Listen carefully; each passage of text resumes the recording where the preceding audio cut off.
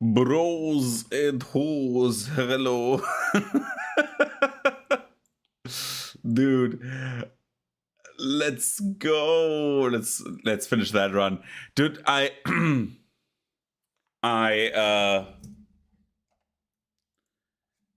how do I put it?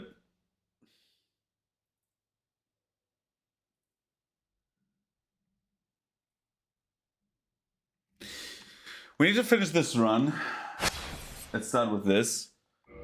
I just need to grab something quickly. Give me just 5 seconds. Dude, this run took forever already. But the final parts are like really fast, like one after the other. Because we have killed most of the bosses. We have killed Nito last time. And we have also killed not only Nito, but we also have killed 4 Kings, I think. So the only 2 we need to kill still are Bed of Chaos, my truest best friend. Warp. Yeah. Altar of the Great Lord and the Abyss. So we have done these 2. We need to do Einar Londo still. And we also need to do... oh, we need to do a few things. So let's try and start with...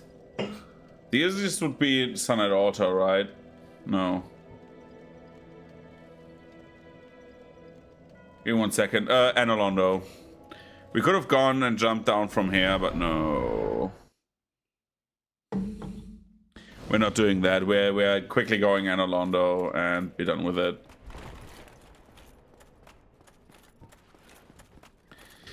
So, one thing we still need to do or think about is if we go above 40 strength and just like get the 46 so I can one hand, but I don't think I will. I just think I will tank through Gwyn and just beat the shit out of him.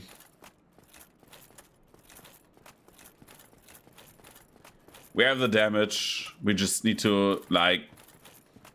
in theory, we just need to parry him once and just keep attacking. In theory, in practice, it always looks different.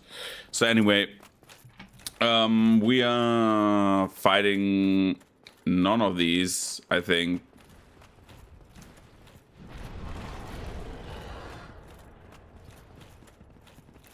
So, how is everyone doing? Because I'm doing great. I actually started, for whatever reason, playing Pokemon Go. I've never played it before. That craze went right past me, so I'm like a late bloomer in that regard. But I wanted to do something Pokemon, and the game sucks, so I was like, oh yeah, I'm playing a bit Pokemon Go, why not?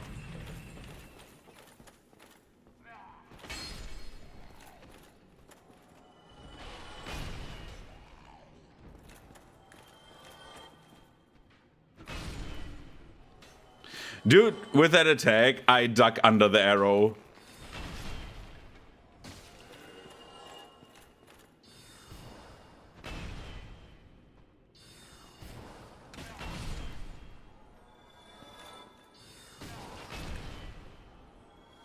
What a crazy run up to this point.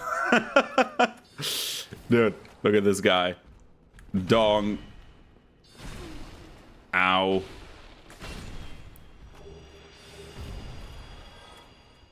We got the pendant, boys. We got the pendant.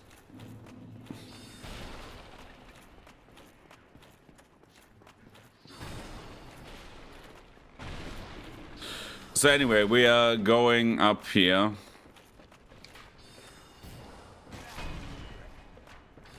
And we're just bashing everything in. So the difference between Greataxes and great hammers is not very big. Just how the damage like comes together.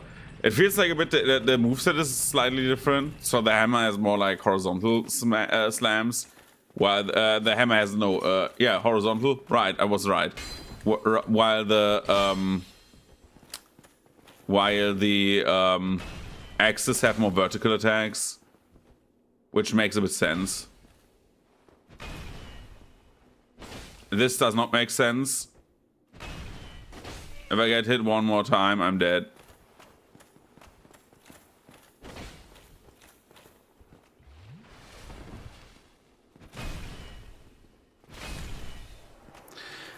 The thing is, I feel like the attacks on the Great Hammers comes out quicker, which increases the damage just slightly.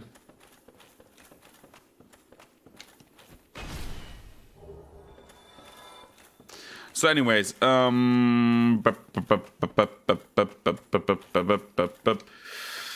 let's fight Seath. So Seath will kill us. I'm not even angry.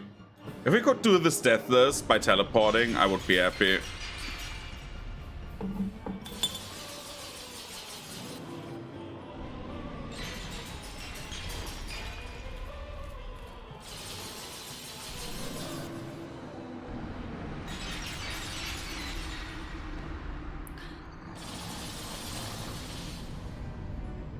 So Seath, the jokeless,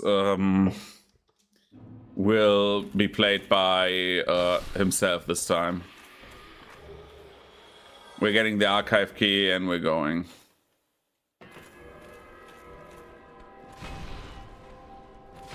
Fuck you.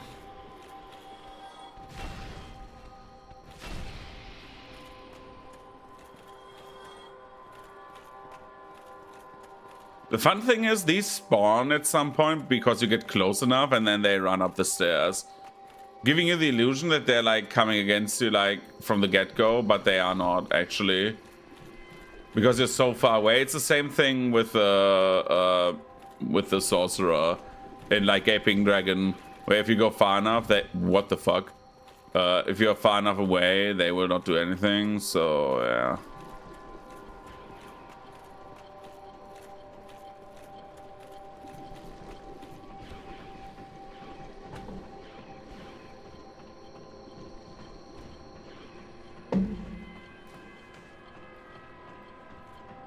I don't know why this guy... What is wrong? Why is that guy here? What?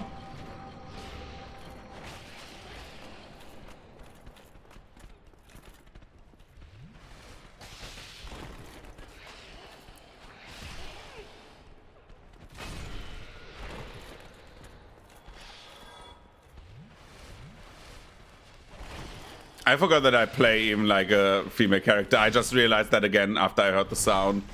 I don't know why I do not know why I fight these guys, by the way.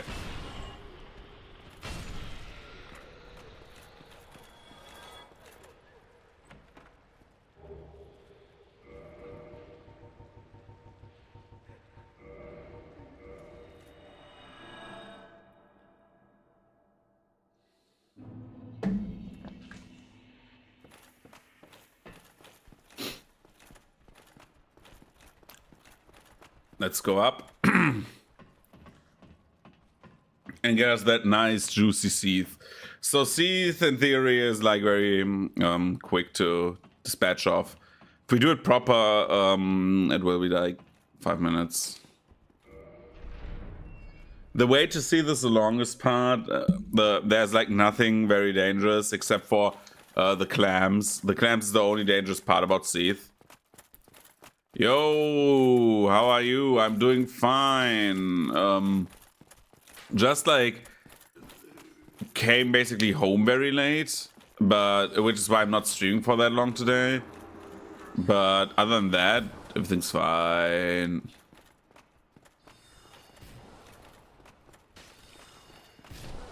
And I died because I'm stupid. Didn't dodge properly. I will just kill the channeler. So much faster. Activate the bonfire. Playing it safe and stuff.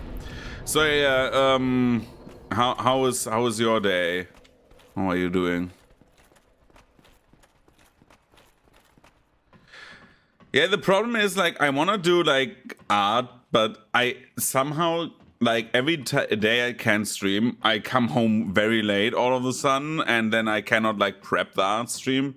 The problem with art streams is I just need to be home early and just like set it up a bit, because I need to take the webcam, set it up and stuff like that, right? So it takes a little bit more of setup, which is why I also don't want to stream that long today. So we just get the so I can just set up the art stream for like tomorrow.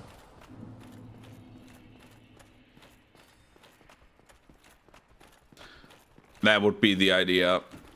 So I have like an hour of setting up art stream, and then like we can do art stream tomorrow. Because if everything goes according to plan, I will be like home basically 3.5 hours earlier than I stream right now, and then we can start art stream. Is at least the idea.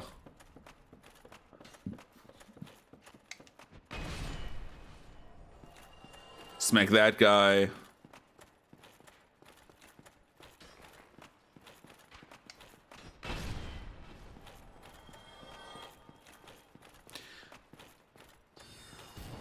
I also like plan to like go running for like the last few like weeks, and somehow I just always like procrastinate that shit, because I just want to go run, and then I'm like, oh, but what if I don't run proper? It's like the same with like other stuff. I don't know why I always like I have like a bit like bad self-esteem at the moment. I don't know why.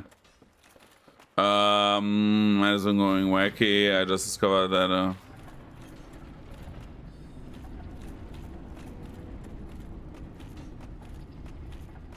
who are you talking about?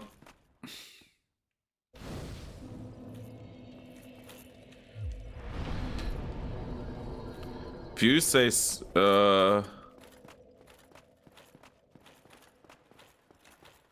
yeah, I will do art stream, like the chance I get to do art stream. I really want to paint again. I did a bit of like sketching yesterday because my Final Fantasy raid just had like, there were like huge issues with the raid starting and stuff like that, and so we just called it, and I was like doing some sketches for like a big art piece. If we do the painting stream where we are like doing actual like painting like oil on linen or something like that. I want to do a big oil painting maybe.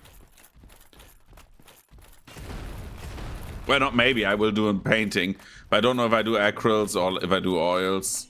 I love oils so much, but like oils are a bitch sometimes. Like if you like, acrylic paints are just like, they dry fast, you know, you can like ease up mistakes. Oil is just like, it looks so good, but yeah.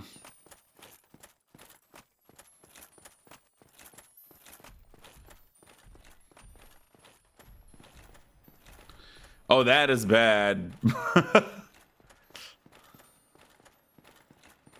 But I'm thinking about like who was cancelled in the last few, like, I don't know, days, weeks, months, whatever. And the only one I like, the only person that comes to mind is Serber, but yeah. But yeah, oil painting, like, oil paintings are so good, and I love painting oil. Like for my first girlfriend, I did like an oil painting. I mean, I am like in like slightly a VTuber space, to be honest.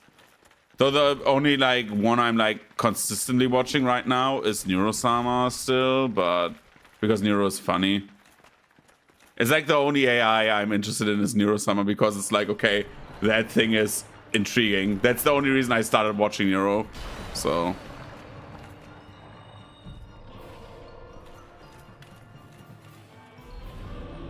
but yeah, some VTubers I know, some I actually do not, so.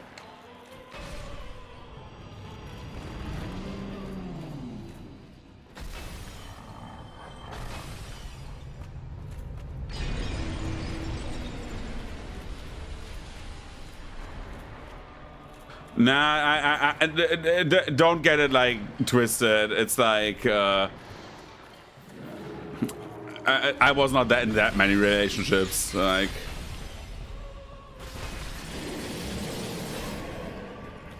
also, I'm actually like I love in theory.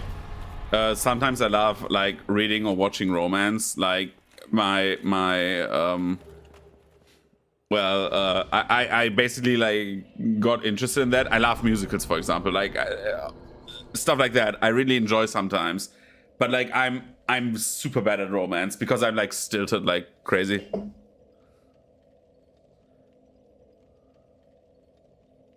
Dude, Nero is just super funny. Like, the thing is, I was not interested in VTubing. Then, like, Takahata 101, the guy who speaks Nappa in, like, Team Force Trust, Dragon Ball Abridged, he became a VTuber, and I followed him for a while because he did, like, a live play D&D, or he does it still. Well, his sister hosts this, but, like... And I was like, yeah, VTubing not my thing really. And then I saw Nero and I was like, huh? And I got hooked before the last subathon, right before that, and then I just like continued watching because, well, it's funny.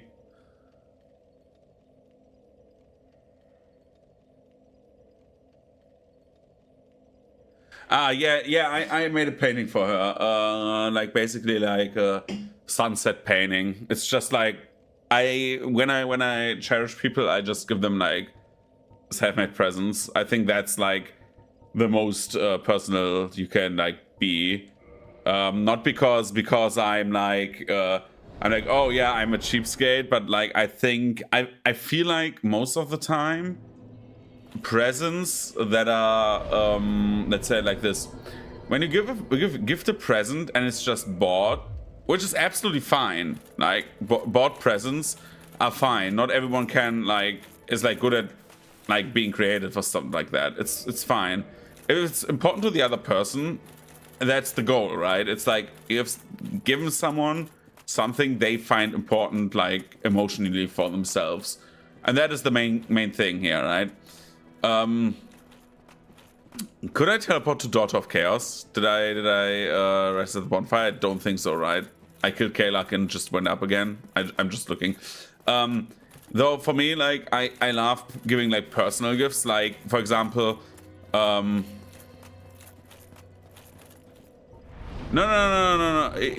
It's like what I remember when you like 1 second. Dark Moon Tomb, Chamber of the Princess, no Daughter of Chaos. Okay. The first time we went in here, you asked me about the Base Pro, right? Or the Bass Pro. And I think the main thing for me is like, it's important that she liked it, right? But I love, for example, like, just like painting something, making something nice to put on a shelf. For example, when when the foreman who basically like who I was an apprentice under left our company, he made basically like just for shits and giggles, he made a 3D printable model on like one of my editors and said, okay, I want it, like that is a fun model, and I'm like, yeah, it is fun. And then I just printed it and hand painted it and gave it to him as like a reminder, like yeah, dude, like even though like you're gone, you were like a big part of my life, like even just for a few years, like basically the guy is like the reason I'm like as far as I've become, right? So like I was like, okay, here you get that, no matter if like they left the company, like he left the company, and that is like the important part, right? So for me, like giving something is like always emotional when it's like personal, and gifting stuff like for example, like with like just monetary value is for me like also very important, because it just gives you like stuff a direct, like it shows some people a direct value.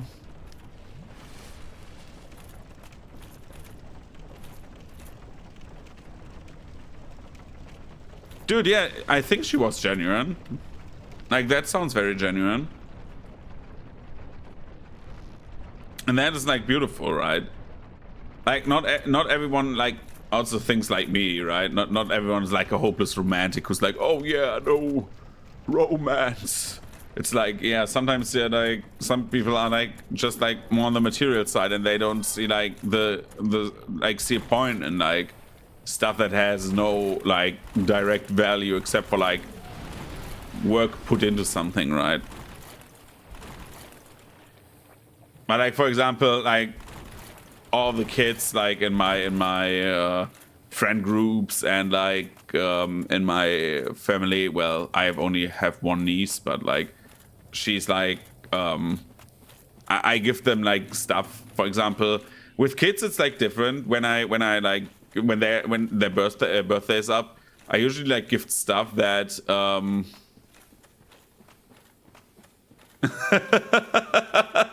yeah, basically that. With like the kids around me, it's like I just give them stuff that they like need to like further their skills, because I feel like most of the time, even though like many like TV series for children, if you like look at them, I know that's not for the most people, but like I just realized that over time, because like my brother is 6 years younger than me, so he was like a kid when I was like in my teens. They try to animate people to do stuff, but they are not.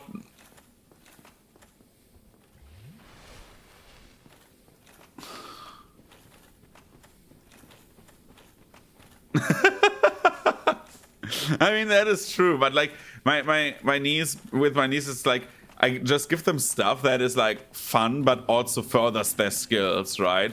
For example, for like one of my friend's kids for the first birthday, I just gave them like a Lego set, but like Duplo but better. So basically I found like those Duplos that are like ideal for kids who have like also like teeth growth and stuff like that, which you can like basically like bite into and like turn and twist, and you can like basically, it's like rubber Legos but a bit like harder rubber, so stuff stacks still, right? So just like to see like, okay, what does he build? And like if I see him, I just like build with him stuff, right? I'm like, okay, what do you build? And he's like, car. And I'm like, okay, let's do it. I'm building robot. and like with my with like the kid from another friend who's like very, very close to me, it's like I'm like always like, okay, here's something where you can like basically an etch a sketch, but like, or like an perma erase tablet. No, they're like Duplos, like big ones, like this big. But you can like build them, you can twist them, you can even like in theory they're like you can wash them. So basically they're like just like better Legos in theory, right? So like from an idea standpoint, I don't know if they are, but that's how what I tell myself when I go to sleep. Stuff like that, or like creative stuff with like an older kid for in my friend group, like magnetic building pieces and stuff like that, or just like so they just don't get like toy cars all the time, because like everyone gives them a toy car. It's like, oh, small boy, toy car, dinosaur, done. And I'm like, okay, they get like 20 dinosaurs, but if they can like build themselves like whatever they want, I think that's more worthwhile, at least like in my eyes, than like whatever the fuck they get from like Hot Wheels, you know. But that's just my opinion, like.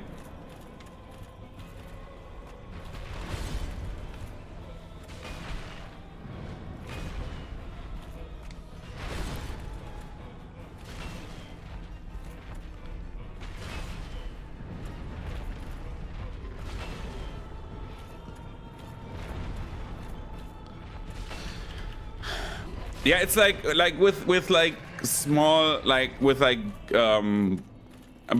boys, it's always the fucking like, and I don't want to like discourage people buying Hot Wheels and like dinosaurs, but like they get so much of that, right? It's like, okay, he's a boy. He will like cars because cars go room, and he will like dinosaurs because dinosaurs are like cool.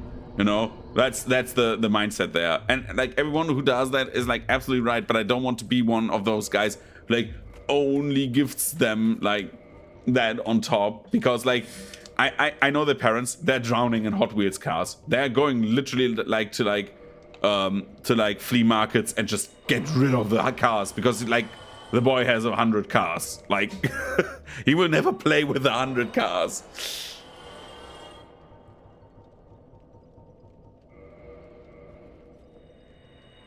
It's the same with the girls.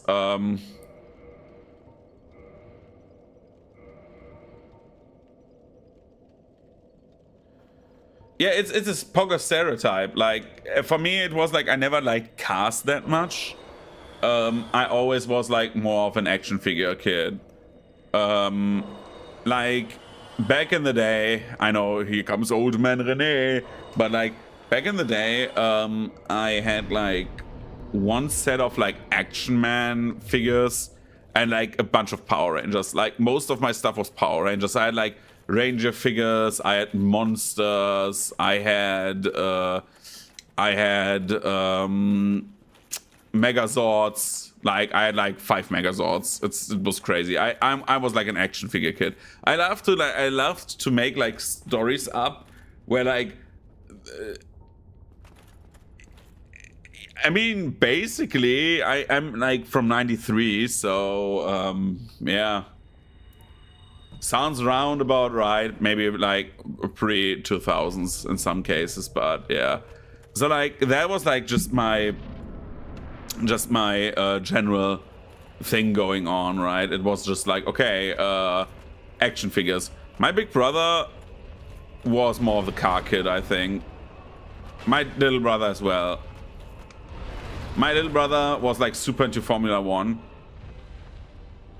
And I'm dead. Guy spammed me to death. Sometimes it happens. My little brother is like super big into Formula 1. Like to this day, he loves Formula 1. And he always had Formula 1 cars. Like, totally. Like, he had like Lego Formula 1 cars. And my dad has like one of the... I don't know which one it is. It's blue and green, like a collector's edition car that goes like for multiple €100 now, which he bought for like 50, like a collector's car from Michael Schumacher or Michael Schumacher, to be like totally German. Michael. But yeah, he is like I think that was like his first like world championship car that he had, and like.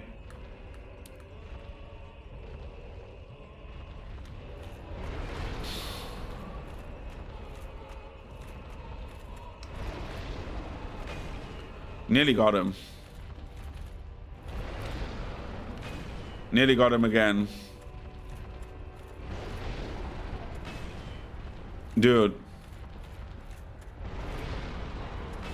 Get over here.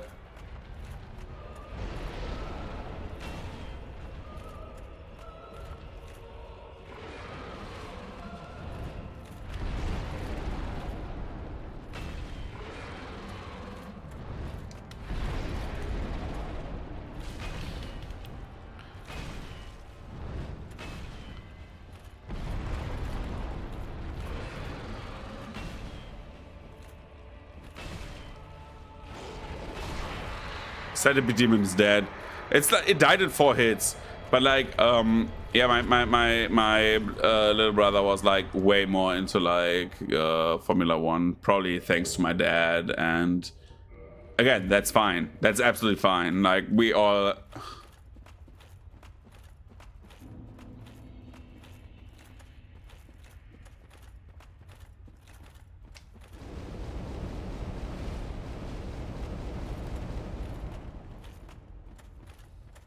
No, my brothers are like driving. My little brother is basically driving my car right now because he's like in an apprenticeship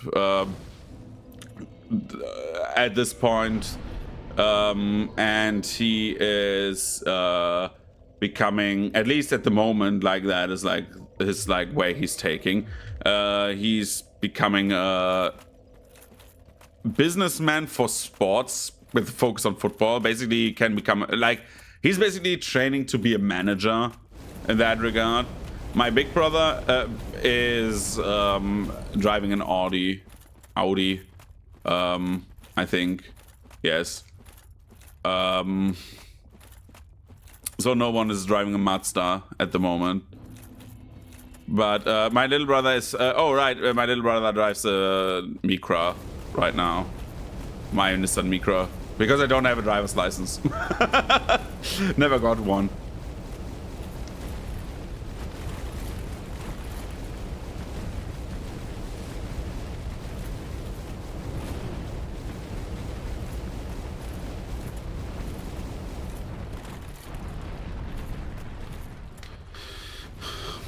But yeah, my brothers are super cool. I love them both. My big brother is like less than it's kind of funny. My big brother is like more of like a sports guy. He loves watching football. He loves watching Formula One, right? He's like more of that guy. Like when he games, he plays like FIFA, right? He's like more like what I would call a normie, right? My little brother is like a mix of him and like my big brother, where he's like, okay, he loves like his sports. Yeah.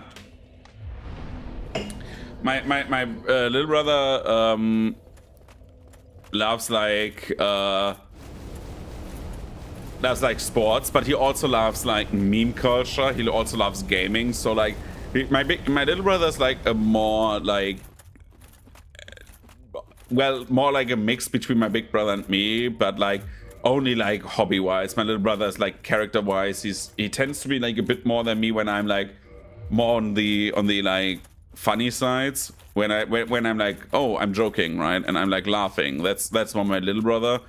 While my big brother is more like he's also funny. My big brother is also very, very funny, like, but he's more like on the, I would say he's like more of like silenter type and like a bit more like reserved in some aspects, but like very, very cool regardless. Like I'm looking up to my big brother. My big brother is kind of respectable in many regards. My little brother as well. Like I look up to my little brother as well in many regards. Don't know if they look up to me, but we all, everyone respects each other. I think my if I would take a gander, what my brothers love about me is like that I just follow my hobbies and just don't give a because I had a ring on, this one, which says reduce lava damage. We got it from the boss before.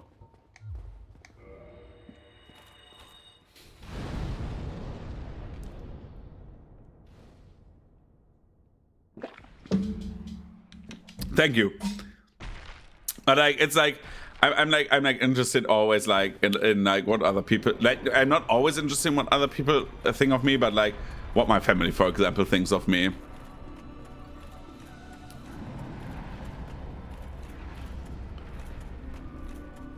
It's like always interesting because like we don't talk about that very often. We're like we understand each other perfectly, right? We're like very, very caring family. Like everyone's like looking out for each other, but like it's like interesting. We are not talking much about it in many regards, but it's not bad or something like that. It's like kind of fun.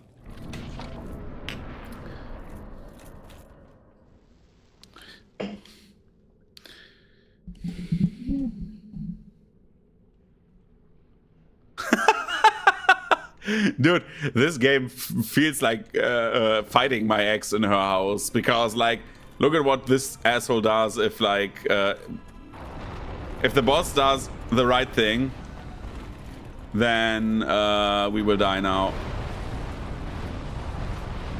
Oh, we're not dead. We survived that. Oh my god. Like usually the boss has a tendency to like oh, dude, please. What is happening here?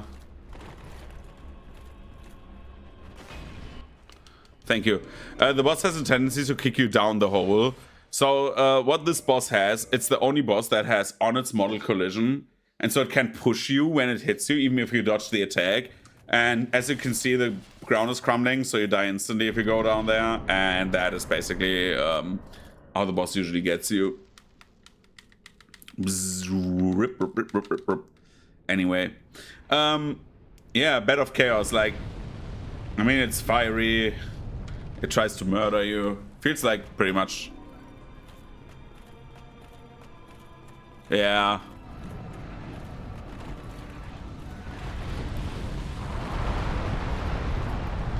Now we wait for both the swipes. And then we just go here. And that is the boss.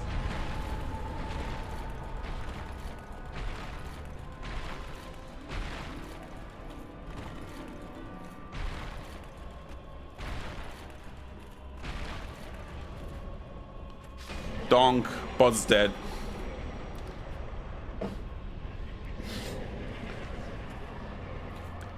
It's the only boss I'm willing to always like cheese to the worst, like in the worst like way, where I just reset it because it's just so awful. We're going Undead Parish, then we're doing the DLC, then we're doing Gwyn, and then we're done with Dark Souls 1.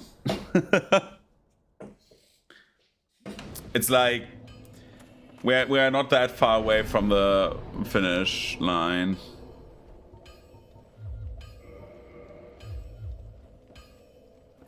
So,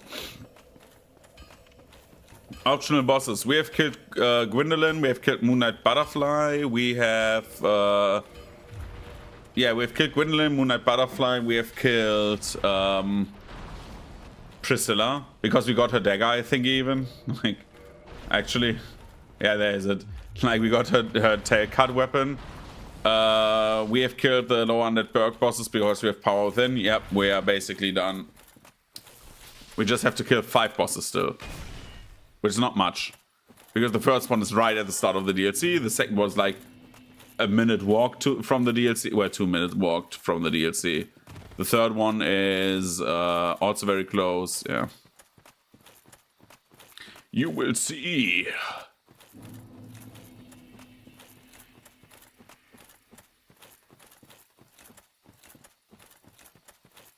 So we are just going down.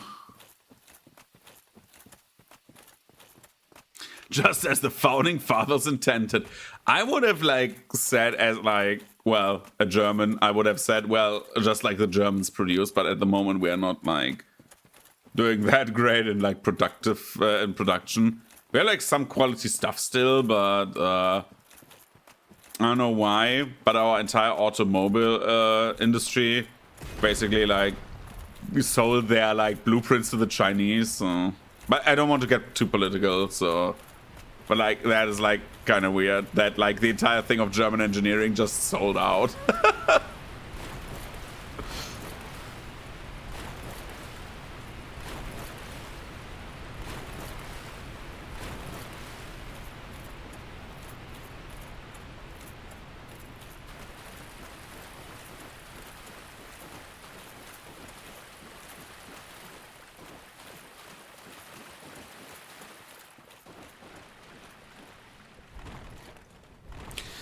Yeah, I just don't want to like get into like, oh yeah, the German state and stuff like that. There would be like too much like ranting, or not only ranting but also like ranting about people ranting, and that would be like too distracting. Anyways, we are doing the next boss, full DLC party. So DLC has 4 bosses. One of them is optional if you want to clear the DLC. We're doing all 4 of them. One of them, we should rest at the bonfire, because if we die, I don't want to do the entire walk again. The first one is the Sanctuary Guardian, which is a chimera.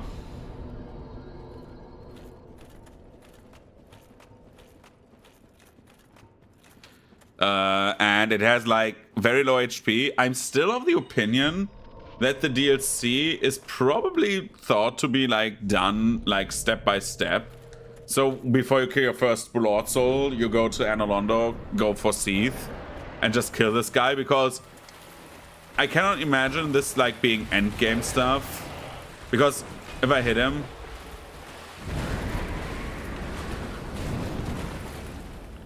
I said if I hit him,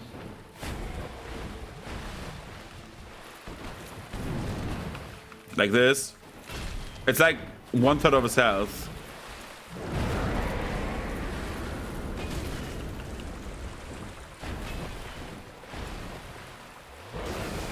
I don't know where that thing aimed, but sure. And it's dead.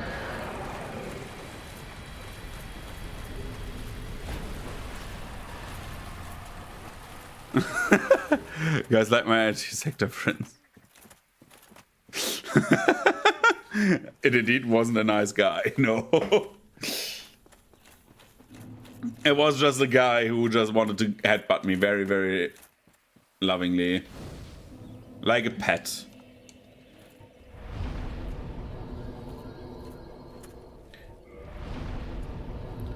Mark, she's more like a pet to me. A pet? Mark, we can be bees. Like a pet. Okay, let's try kill Artorias. So, Artorias, usually I take 10 S's. I have killed him the last few times so quickly that I didn't even drink one.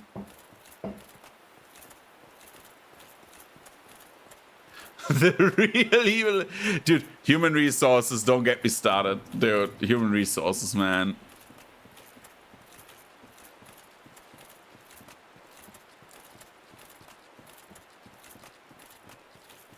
I don't know how so many people that I know that are super nice are in human resources, and once they're at work, they're like, okay, I don't know, is it just me, or is like human resources just a very like, on the alignment chart, a very lawful like evil, like between lawful evil and lawful neutral job? Because, like, the idea that your entire existence... And I don't want to diss human resource people. Because, again, I know many human resource people. And, like, they're, like, all loving people. Like actually. But, like, the idea of it, right? Your idea of, like, a fulfilling job is, like... And, again, notice to the people who do that. Is, like, treating people as, like, assets for just a company overlord... And just amassing them in a way that you're like, okay, they are enough. We have enough resources in like the human department, right? And that's basically what the job is, like managing like your assets in terms of like human bodies. And that seems like so like, again, not dissing human resource people. I have to say that because like I have like literally human resources in my company and like, yeah, I mean, like, it's, like, so weird because, like, so many new human resource people are like, yeah, I love to work with the people, and I'm, like, want to learn, like, how to, like assess, like, management resources and stuff like that. But then, like, once they're, like, older, it's, like, just, like, you become, like, basically a StarCraft human player, a Terran player, which is like just like me. I'm not good at StarCraft, but I was a Terran player who's like spamming Space Marines, right? Like who's spamming Marines, just like Marine. It's like basically that. You just send them into like the grinder, and somehow like most human resource people, like they tend to become like very like. It sometimes feels like a bit bitter when they like become older. But once they like get closer to retirement, they find their humanity again. It's like basically they're finding their grandpa grandma mode, right? Like grandparents mode.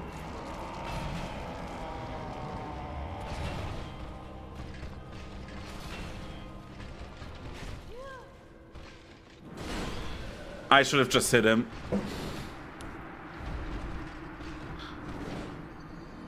Why didn't I just hit him? That would have been way easier.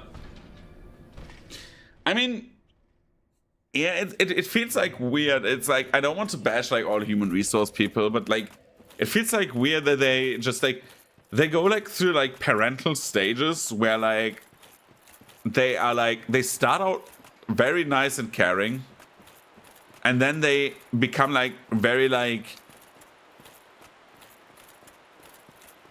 I wouldn't say bitter, but they become like very like anti, or like they become like very very very like disillusioned with like the notion of like that being like a fulfilling like that not being a fulfilling job, and like probably like having a feeling of being stuck, because basically in 90% of your time you're just like doing like you're doing like talks with people who like fucked up, and you need to be present for that, or you're just like sitting in your office, right? That's basically your two modes. And then like after that, like when you're getting older, they become more caring, and then like I don't know what happens, but they become so fucking mellowed out. Old human resource people super mellowed out. Like I've never seen like old human resource people like who are like a few years away from retirement. Never seen such chill people. Like absolutely chill. I don't know why. At least that feels like that. Like the human resource people I have seen like that are on the older range, they're like always like the more chill people.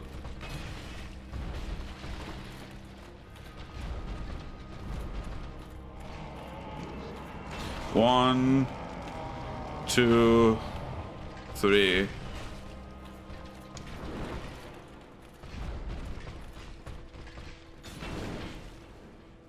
He's dead.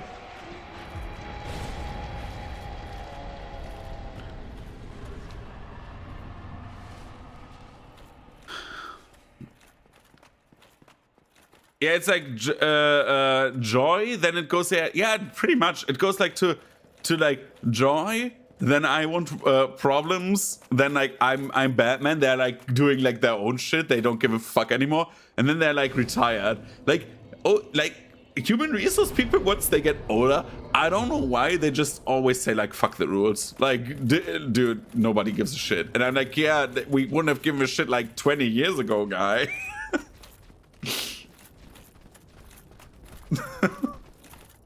Nobody gave a shit like 10 years ago, please.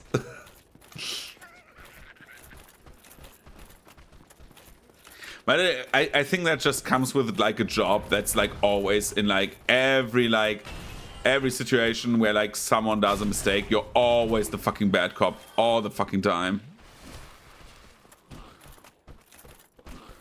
I think that's just the stigma. It just comes with that.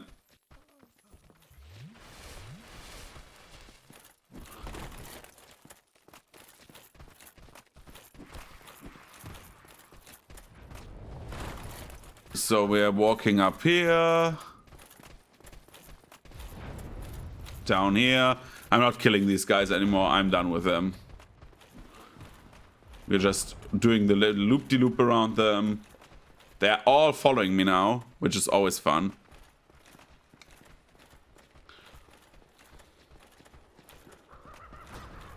We're going up here. We're getting the crest key for the optional boss.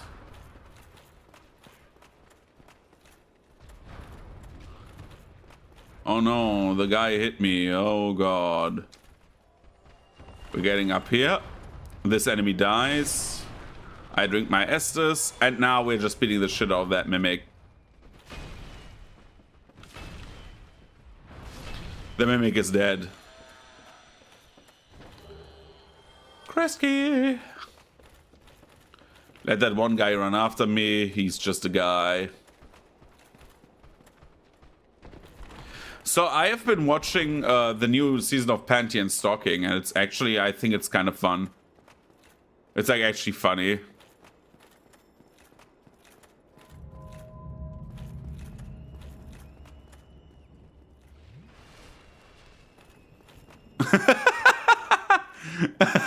Why do I just like do I just like get like the vibe of like some human resource dude just being like, I don't know, just like super like going into the Zen Master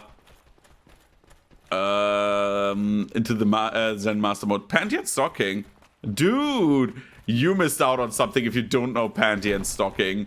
It's like basically an old Studio Studio Gynax animation that was just like if you look it up, you will see the animation style. It's like basically the idea that like it's very crude humor, like very crude humor. It's about like two angels who were kicked out of heaven because one is an addict to like sweets, and the other one is an addict to sex. And so like they're like basically sinning, and they need to like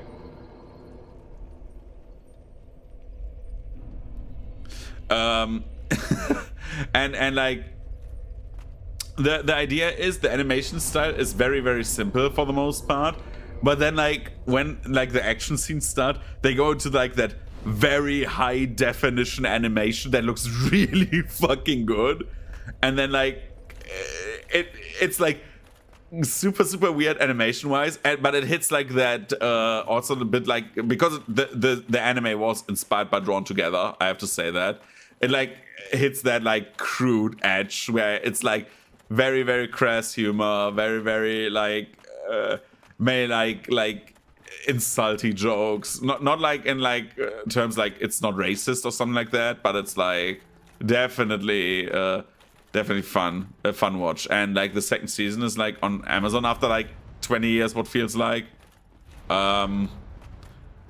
and it's really good. I love Pantheon stocking. It's like a very, very good anime.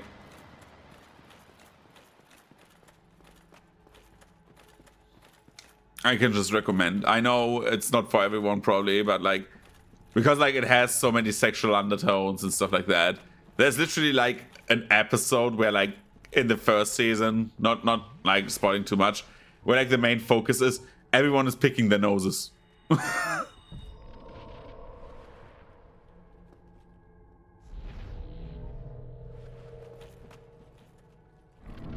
Yeah, okay. We're doing a topic change.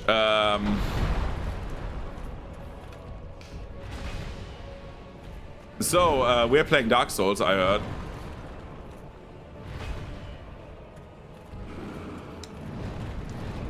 Oh, dude. Yes, you are. Donk.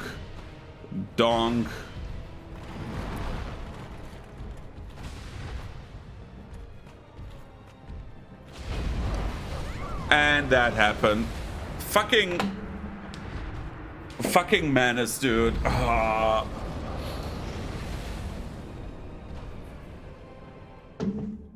Menace is like horrible. Sometimes he's nice and then he does that move, and that move just kills you if you're in melee. Yeah, but anyway, what else has been going on? So I had like a few Pathfinder sessions since last time I streamed, and that was fun.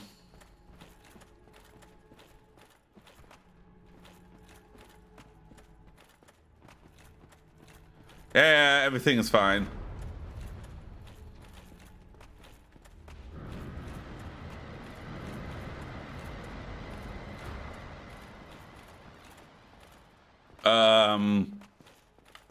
So yeah, what else to talk about? That threw me a bit off. We have the world is still turning. South Park did a funny episode. Spike's family is doing more stuff, which I'm interested in, like the manga at the moment. We have a lot of like serious releases and like stuff like that announced, which is crazy.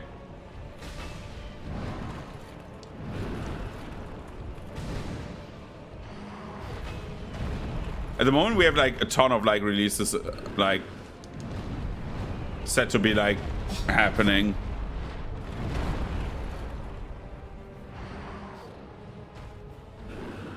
Dude, what is he doing? Can you stop?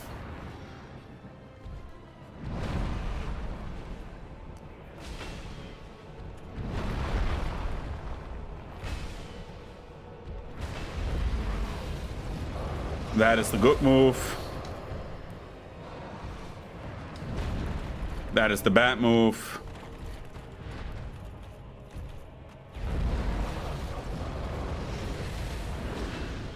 One sec. Uh-oh. Uh-oh, that's bad. Not for me. Baseball bat.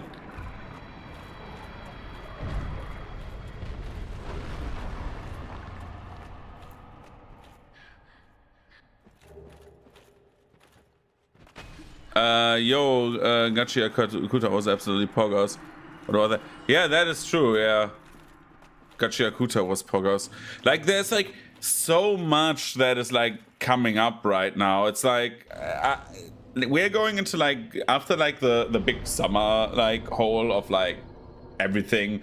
Usually like during summer you have just like little releases. It's kind of actually like fun to see when like everything releases all of a sudden. So for example, like game wise, right, after summer there will be just a few things that will be happening. I'm like again looking forward to Digimon, which will happen after summer.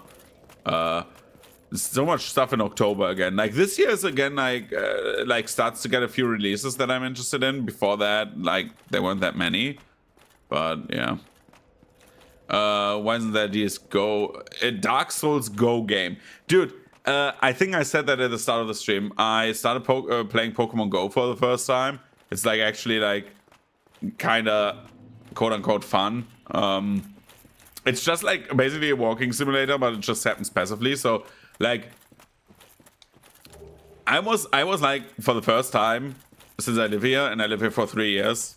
I ran around like another road that I've never gone down right next to my house. Like it's like 10 meters away, and I'm like, where does this lead? And I saw like something new that I've never seen in my life 5 seconds ago. Like it's like whoa, it's like right next to my house, right? So like that animated me to like move. But like there's also like I found it like kind of fun to like see how far it got, because I remember when like Pokemon Go came out during the pandemic, there were like only like the 5 one sec, I need to trigger Calamite.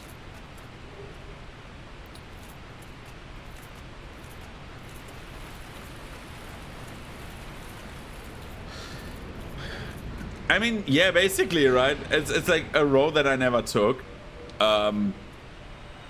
because it's like kind of weird. It's like it's bizarre, but like when during the pandemic, there were like only 151 Pokemon, and now there's basically like I think 100 something missing, but they add more and more and more, and like have like the megas and stuff like that. So I'm like, oh, interesting. Like that was like a very interesting mechanic. I just went on a website that I got recommended by one of my friends, who was like, yeah, there's a website where you can sign up for raids worldwide, and where like people add your friend list. And I like sign up on that thing with my friend code, and I have like 20 friends now, so they all send me gifts and stuff like that. It's like not that bad, right? And I'm like, okay, we're like chilling here, you know. And so like when I just like sit in a bus, I'm just like, yeah, it's like when I'm sitting on a bus, I'm just like playing a bit of Pokemon Go, because it just asks you, hey, do you drive that car? And I say no, I'm a passenger. And then it's like, oh, okay, have fun collecting Pokemon while you're at the bus stop. And I'm like, yeah, nice. But it's like I feel like it's up to this point the game has been very, very fair for the last 4 days. So yeah. But Dark Souls on a mobile screen would be very ironic if you're like if you get run over by a car, you know. Good thing is that anime standards for the entire industry have gone into the no order on a new PNG season 2. Dude, anime, it's good that anime production costs went up. I'm scared for one part.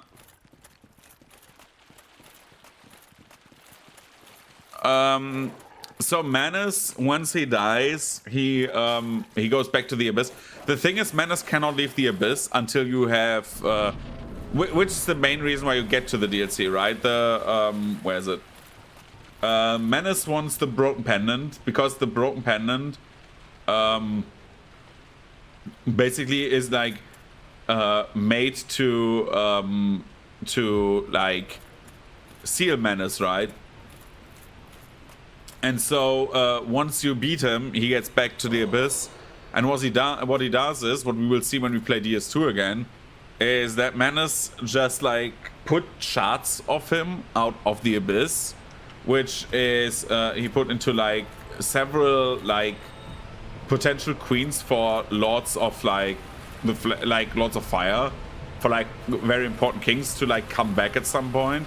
So he just made like a few women who are supposed to like be so enticing to these men, to these powerful men. What? That's bullshit. That is... Oh my god, I'm dead. Calamine will now murder me.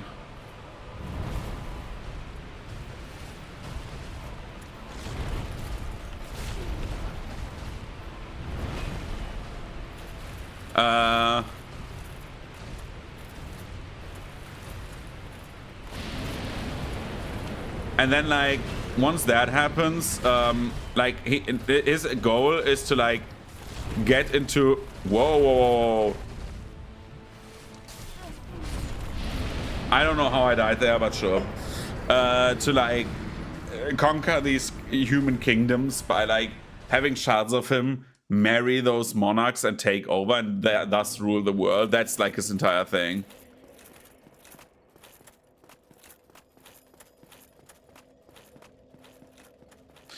Imagine dying in a car accident and watching Wasted in your view. Now that's a rockstar way.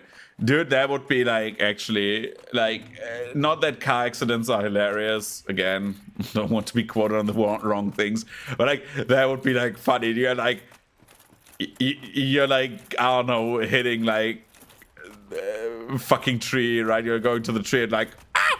And then like the next thing is like the Wasted sound. It's like what? And then bam, Wasted.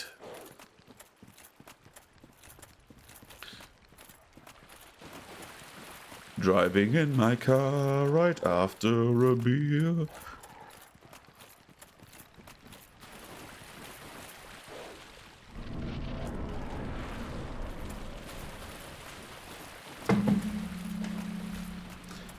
I should do the I should play Euro Truck again at some point and just do the Asgore meme that's coursing around right now.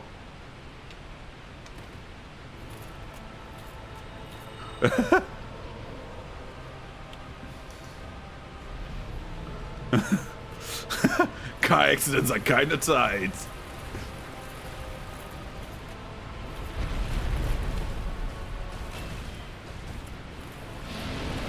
I remember when American Dad did the fake car crash PSA, where they said, "Oh, if you go limp during a car crash, nothing happens to you," and like people got so upset by that, man.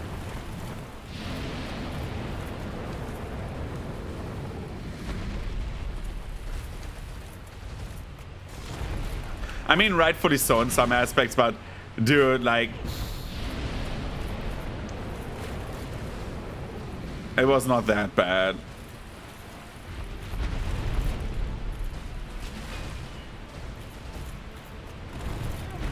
I don't know what that spin was, but I feel like Calamity will now murder me. Nope. Got him first.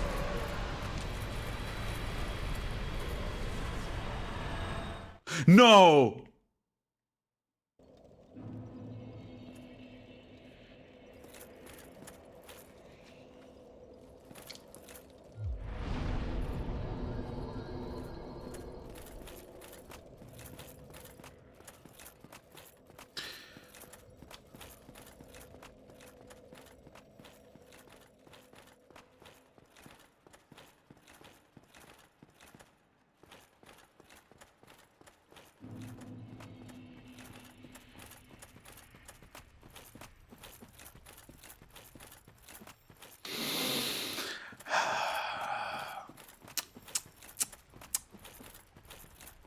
I was way too trigger happy on that, so you're getting a collective like, ah! It's like, dude, why did I do that? I'm so stupid, man. I'm so dumb.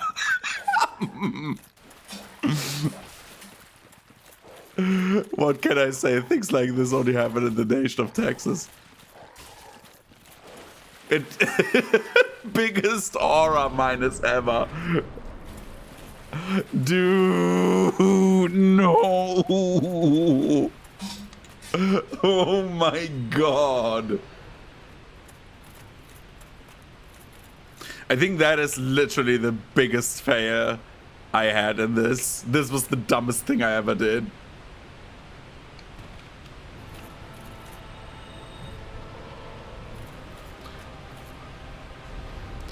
I hope this is the dumbest thing I will ever do on stream.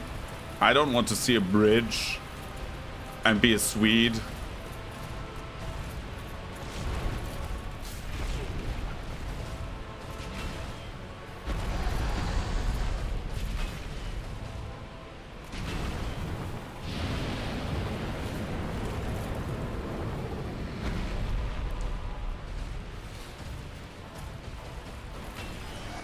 And I take double damage, I'm dead. I'm so dead. He will now do any move that will just murder me, and I will be dead. I will be dead. I will be dead. Like this one.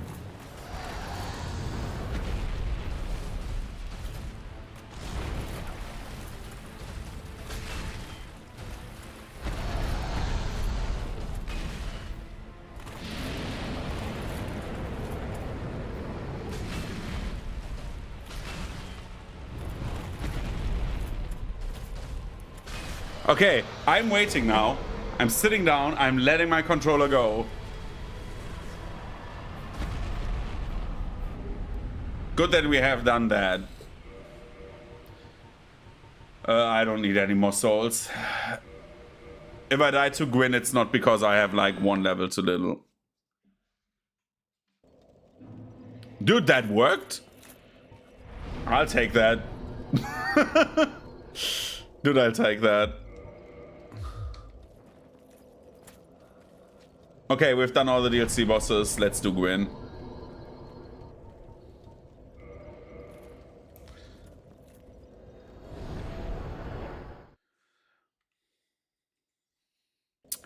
Driving in my car right after a beer. Okay. Let's jump down into the hole. I'm not grinding more aura minus, you know, it's like... You know that I cannot parry Gwyn, right? It's just, I just want to say that again, because I tend to forget to say that I literally cannot parry Gwyn this time. I can parry him, but I cannot do anything after the parry, you know? So we're doing dirty parries. Dirty parries are basically you take your weapon and do not do the parry animation. But you still hit him while he's in the parry window.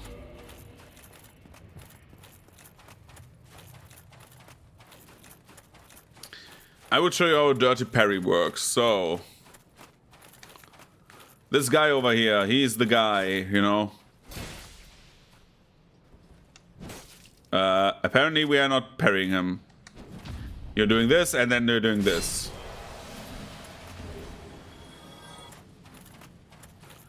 I mean, I cannot do jump parries. I'm too bad at jump parries.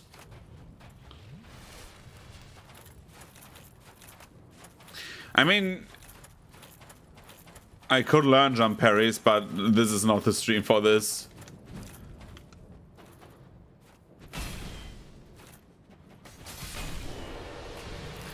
I just need to hope that we don't take enough fire damage for Gwyn to be the dick.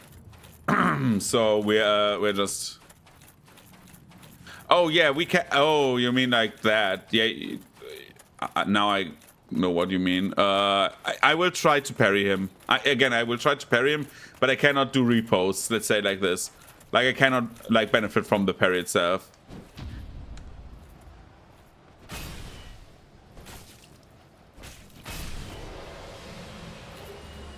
Smack this guy on the head. I'm just getting my parry finger trained. Because at some point I will play Bloodborne and I need to parry. So I'm not good at Bloodborne. I'm not good at Bloodborne. Like I'm kinda like mediocre at Bloodborne.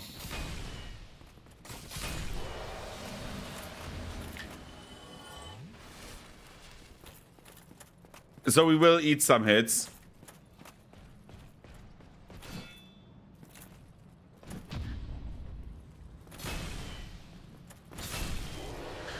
Fuck Zeus, man. Zeus is such a dick. I would say this right now. Zeus is such a dick. Let's buff our weapon. Plin, plin, plon.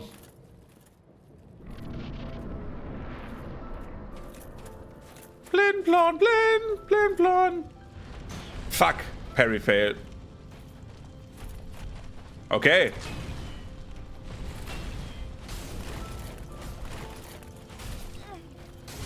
And I'm dead. This will be now very, very annoying. Because we will...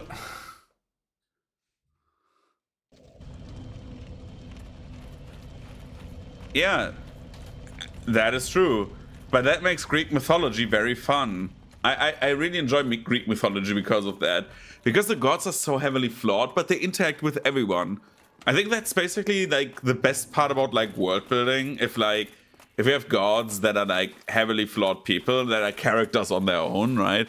I do not like the notion of like gods being just fucking overpowered and just like, oh yeah, we are like I don't know why I do not like, for example, the Dungeons and Dragons pantheons, right? Because they're like, the gods are like, oh yeah, everyone is like super powerful and stuff like that. But like with the Greek mythology, I really jive with those gods. I don't know why. I think like that everyone has like their own problems and shit, and Zeus is just a giant prick. It feels very human in that nature, which is kind of great. You have like that leader of the pantheon who's just a giant dick. He's just the worst. He's like, Zeus is... this is like a weird sentence, and I'm sorry to say that, but Zeus is the Homelander of the pantheon. Like, Zeus is literally the Homelander. He's not a psychopathic.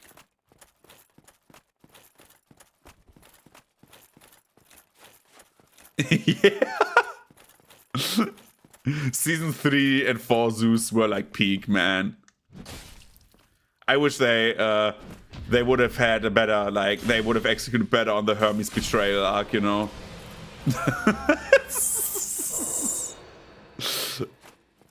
Okay, let's try that again with Gwyn, okay? Dude. Come on. Do it.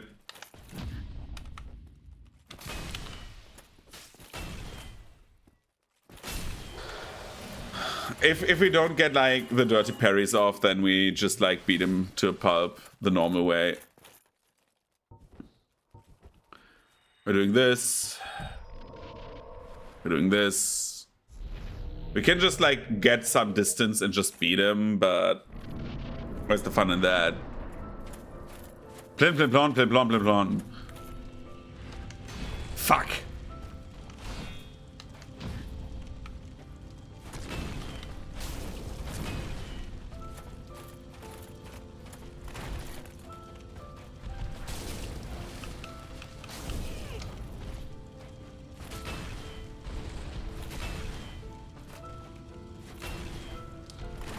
Oh my god, he nearly fucking punched me dead. Dude, Gwyn got like put in his place. The fucking prick. I think what was her name? Alex. She is one who likes the darkness. Alex, go home. You're drunk. Okay. So this was one of the actually like slower and harder runs because I needed to grind so many souls at the start. I think like the first 2 hours of this run were just grinding souls. And for that, like 5 hours is like kind of fast. You know, like that was okay. Like the bosses were just like the easiest part of this game. It was so hard to get the weapon because you needed to add 30,000 souls before you kill the first boss. That's like such a long grind, but okay, it was okay. And then we needed to have another 30,000, like 60,000 souls to start this run. This like puts this weapon like if you play only with one weapon type, this would be like a clear D tier because this was ass. If you play with all the weapon types, you know, like if you say okay, we're playing like with axes and then like if some weapon types, then this is like easily S tier, like easily. Like this is such a good weapon type. It's like so bizarre because like on its own, Greataxes, dude, I would not recommend doing a Greataxe run of this game. Same with like Great Hammers. Well, Great Hammers is better, but like Greataxes I would not recommend. But with like other weapons combined, just strength build and just getting this weapon and beating the shit out of bosses, dude, easy. Bye.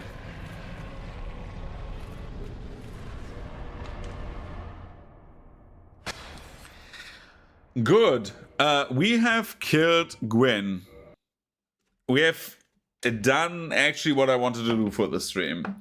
Now, we have 15 minutes, then I will piss off. Well, say 20. 20 minutes, then I will piss off. Because we are... I will prep for the art stream tomorrow. So I will build up the camera and stuff like that, and I want to go to bed early today because I have like a long day of work tomorrow, like a very hard one. So we're doing that.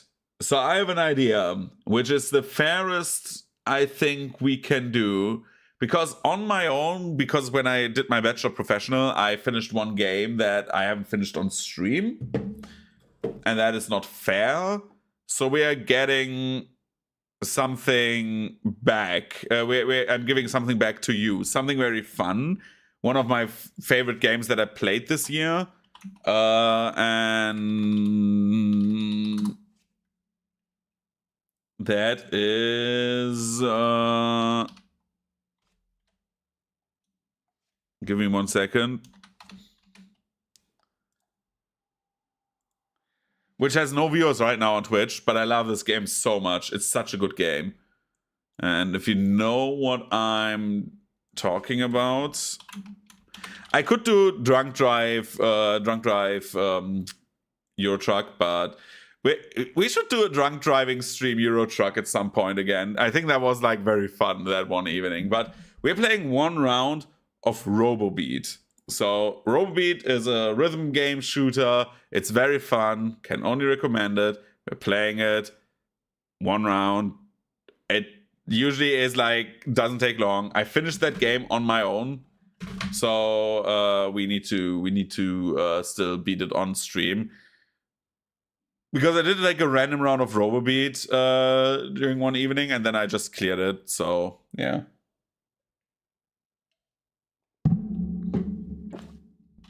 So what is Robobeat? It's basically like a roguelike, but with shooter elements and parrying. It's very fun. As you can hear, the game has no sound right now. But if we put on this here, we can get some songs. And I will start with the Devil's Disco because it's one of my favorite songs of this game.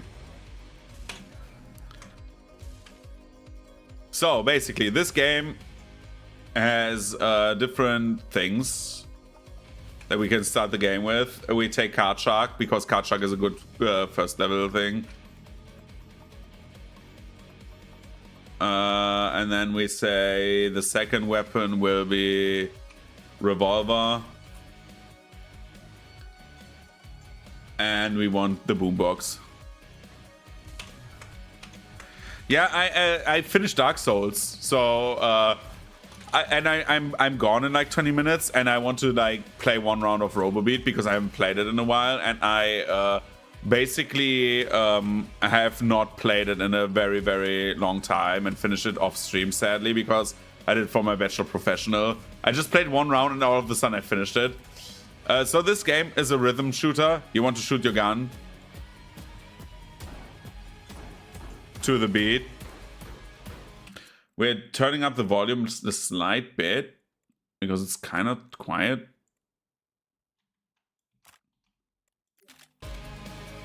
Okay, this is like what the game does. So basically, I will show you one round of Robobeat and then like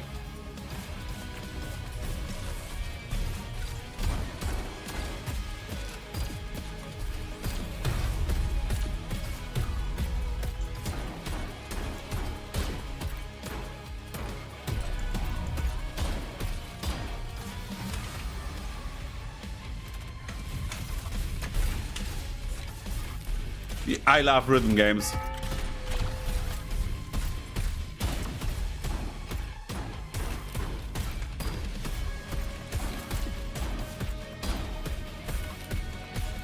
So basically, this is basically from the standpoint of like playing this game. This is a rhythm game with like mechanics of like roguelite and a shooter. You will see that in just a few seconds. So basically, we have different cards here. We can get different like power-ups. We draw them out of a booster pack. And we have different things. For example, increase your movement. I'm sitting in the way of the movement, but this is basically like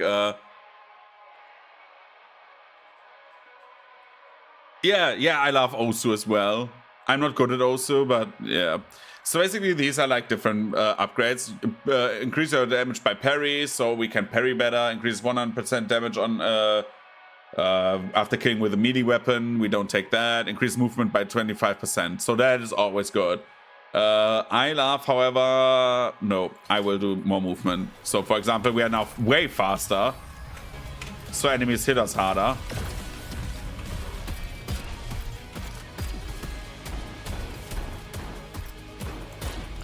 We don't see the rhythm that I need to hit because I'm playing on the hardest difficulty, so it hides our rhythm.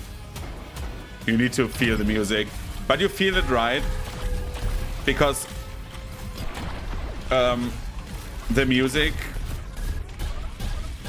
does little stops if you don't hit the beat, and the attacks are weaker.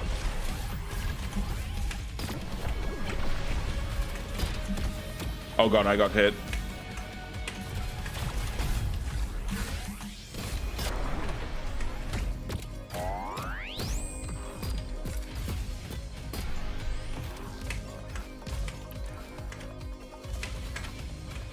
Yeah, Robobeat is really awesome. I love Robobeat. The music is also very good because you can like basically the game in theory would be silent, but everything you're doing does have sound because you're listening to a cassette player.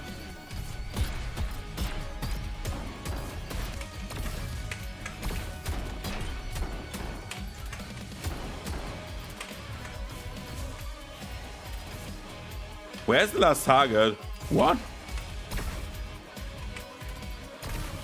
Huh? Oh my god, I'm so stupid. Let's take the free gifts. We have Vault Impact and we have Contact. So this is basically an electric weapon. And this is basically like a grenade. No, this is like a dual hit weapon. We are not taking this because I love my pistol right now and my cards.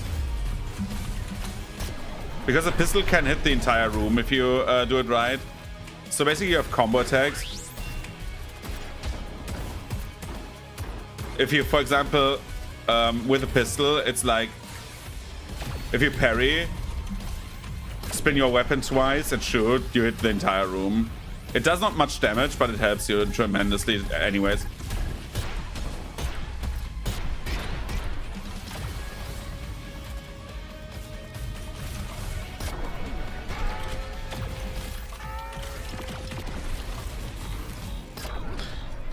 I'm not playing as much as I can, as good as I can, but hey. Haven't played this in like a few months. What do we have here? We have the Flux, which is shotgun, an axe, the no cap, which does not, which like literally like has 2 beats cooldown, but like is basically a sniper, and the tempo, which I really love, which is grenade launcher. But I want to have, if I want to have something, I want to have the Flux because it has an aimbot add-on. So we're taking this and switch out our revolver. We haven't used our abilities much, but yeah. So we're switching songs. As you can see, they have like BPMs. Yeah, that is true. And I love faster like BPMs because, well, you can shoot faster, right? For example, the Criff.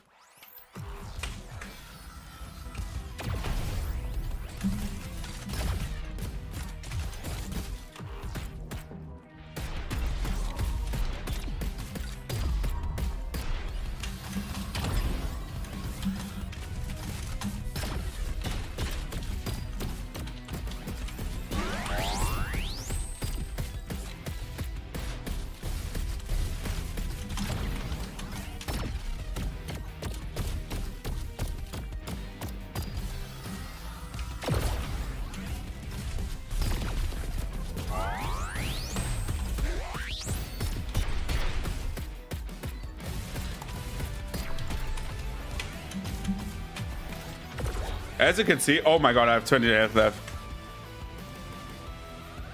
It reminds me, it's like very close to beats per bullets per minute, which like because like it has also so many songs of it. I haven't played bullets per minute. I've seen gameplay, so yeah. So we're getting into the next level, infinite locker. I want to switch out freeze. I need to use abilities more because I forgot to use them basically. So you can freeze enemies, you can shoot them away. Yeah, Metal Hellsinger, I have Metal Hellsinger, but I've never played it. I need to still play Metal Hellsinger.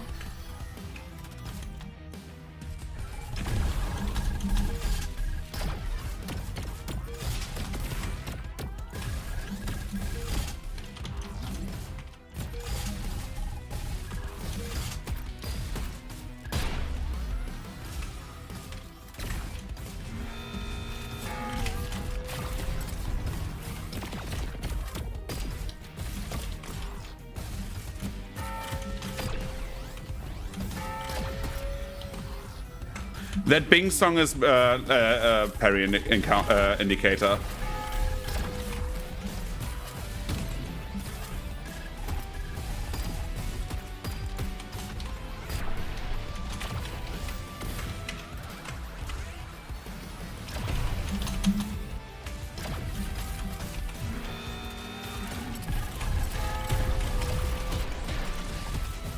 That was very bad.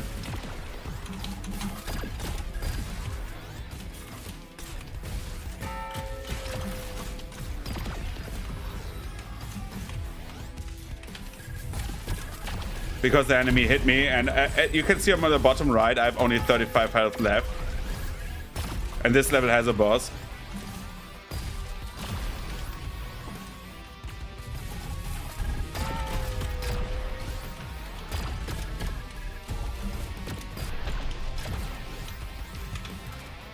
I got a bit of health back. Sometimes that happens.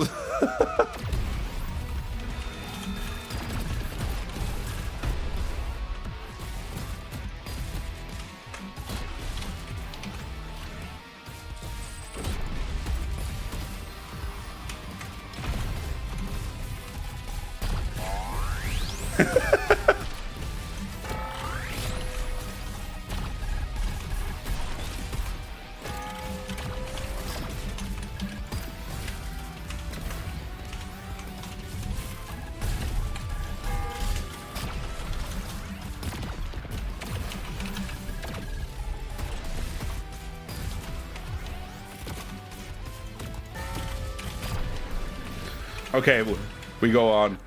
Sorry, I was not talking much. I was like in the flow. You know the beats of the OCSR that you start thinking about its lore. Yeah, it's so fucking good, right? It's like you start thinking about stuff like that. We want to have like either more damage per like missing health or take less damage from all sources, because like getting less mistakes in is good, but having less health is like basically a required thing that happens, sadly. So yeah. I take more damage. Revolver 2, that is great. This guy's too cool for school. Dude, like, sorry, like, sometimes when I play stuff like this, like, especially shooters,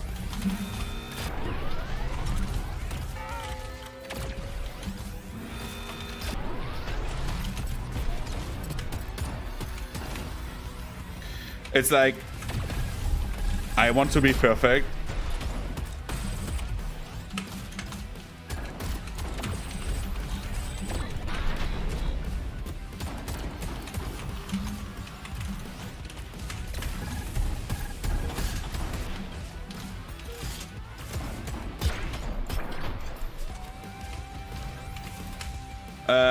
We want to go and get health back. So we're going into the health room. Usually I buy stuff, but the health room is just so good.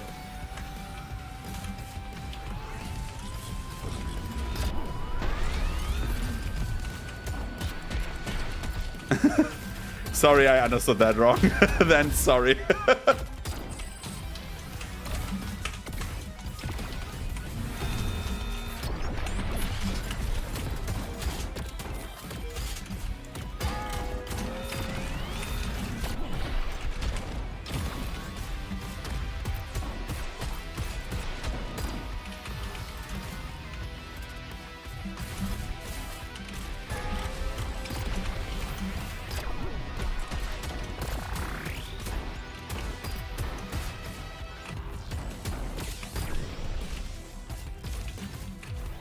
So we have like a few health points back, and I want to get into the card room again because I want the upgrades for like the upgrades are like so good for the end game, especially if you have defensive upgrades, for example.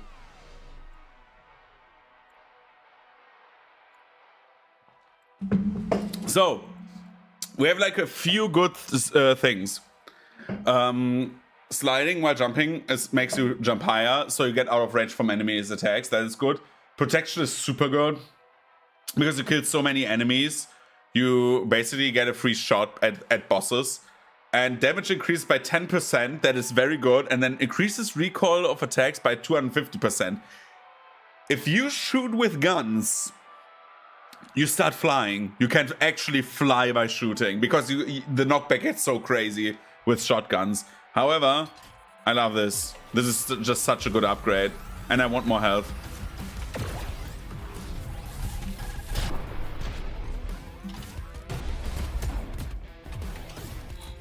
Oh, dude, that hit and was not in the parry is a bit annoying.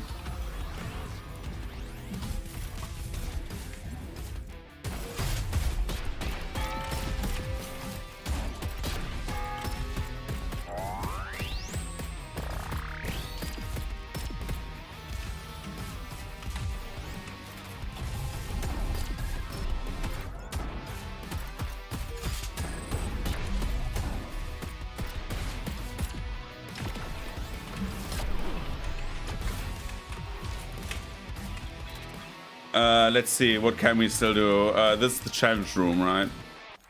Oh my god, slippery.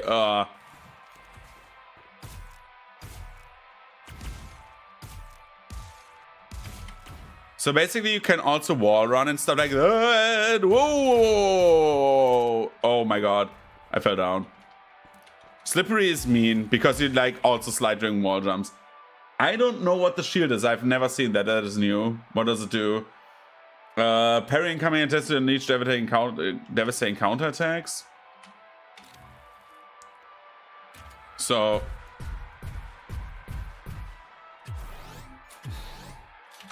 what's the moveset?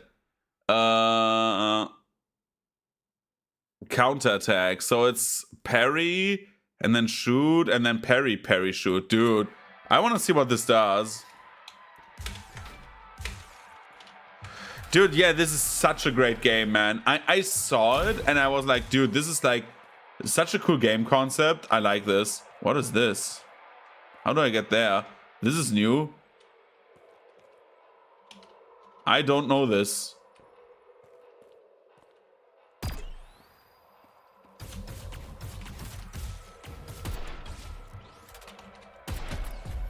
How do I get in there?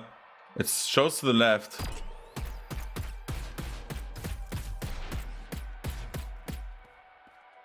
Oh, up here. I don't know this. So basically you can slide in this game, which makes it like slide super fast. I like the idea. It's a blueprint for what? Blueprint found. Bring it back to a workbench. G to open. Virus. Unlocks a new unique room type with a gamble for big rewards. Yeah, let's take that. Yeah, I mean, I didn't know that thing, but this is great. Okay, so we see the boss now, Raypunk.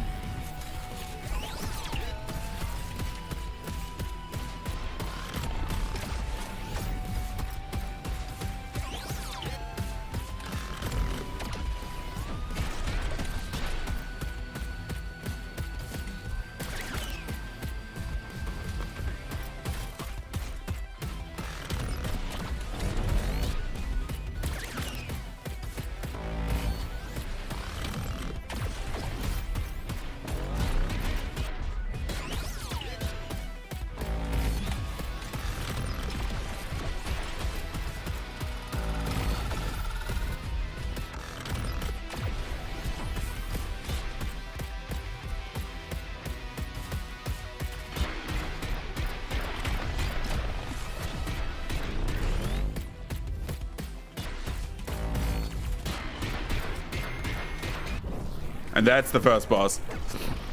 He's very simple. He has like 2 attacks. It's like not that hard. So with this, you have always a speedrun option to like get this door open. I'm very slow in this game. You can be way faster, but I like to play it a bit safe. So we have the nuke 4. We can get rid of the boombox because the nuke just does way more damage. Yeah, that was like not that hard. You just parry like his shots. It's like very, very like beginner boss, right? So now we're getting into the next part. This has like a bit more of a gimmick. You have like enemies that shield other enemies. We have 100 health back, and we switch our music track because why not? Even though this is the fastest one. Outlaw Override is such a good track as well.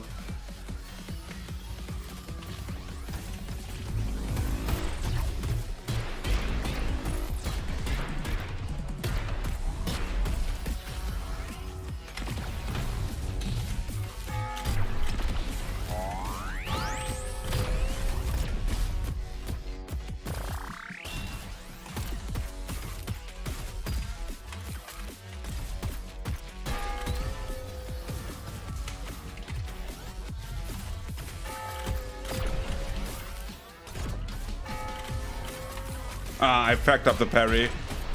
Lost 2 health because of that. Not much, but like 2 health is 2 health. I don't know this one. So what is this? Let's install that. Oh, okay. No cap. And a shield 4. Let's take that.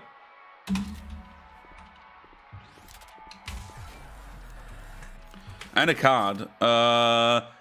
It's like Hydrogen Bomb with Cutting Child. Yeah, it's like literally the meme. So we have like Jumping slang makes you jump higher. I love that the art style changes from level to level. Dash speed is increased, increases your damage with melee weapons. So the problem is I don't have melee weapons. Melee weapons usually, like, in the base game were not good. I don't know how it's like with the new patches, but... These are all not good, so we reroll.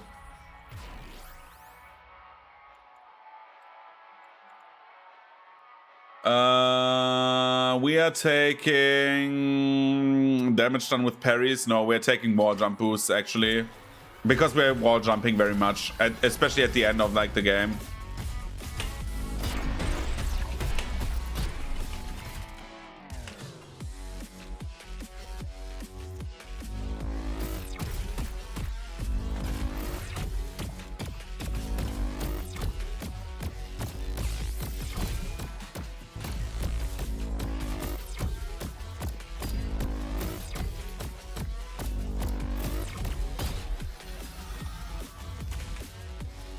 What does this mean? Corrupted by a virus. I don't know what that meant. Okay, we are not doing that room again. How long does it? Come on, let's do one more round, right? One more round of good music. So everything is silent. We're starting that.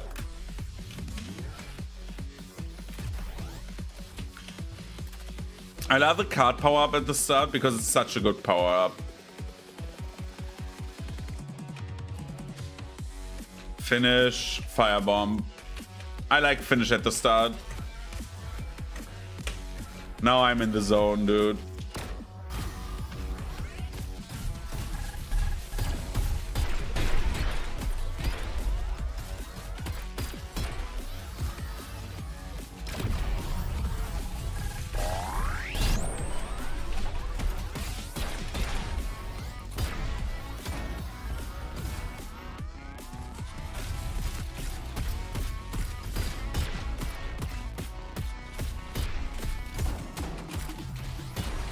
Bang, bang, bang, bang, bang. Death. Oh, dude, that's a gamble room. No, I'm not playing that gamble again. I'm not taking something. I just take a gift from this room. We are taking the tempo. Just so you see, like, something else than, like, the two guns that I always use.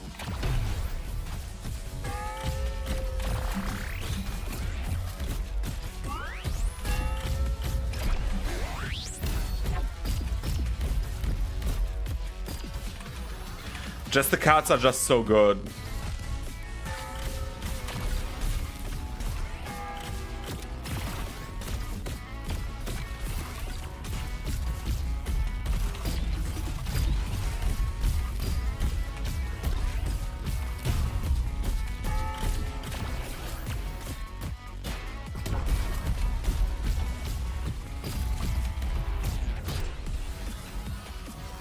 I want to have the explosion effect.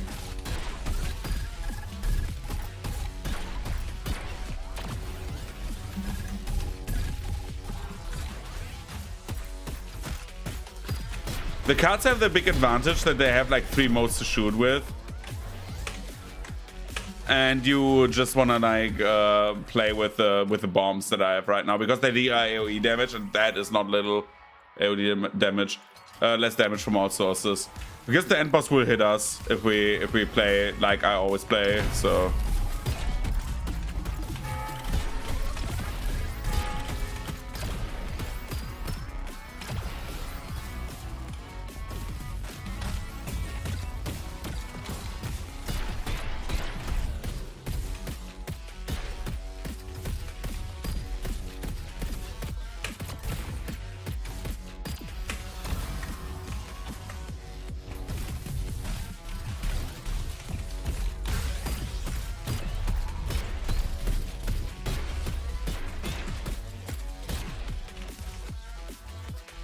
Whoa, what happened to my mouse there? I'm taking... Dude. I have some dirt under the mouse. No dash. This is, I think, not doable if you don't have a dash.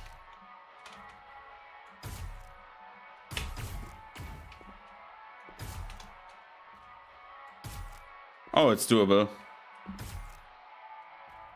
It's not good. Oh my god, I got a crossbow from that. Well, that was a waste of time.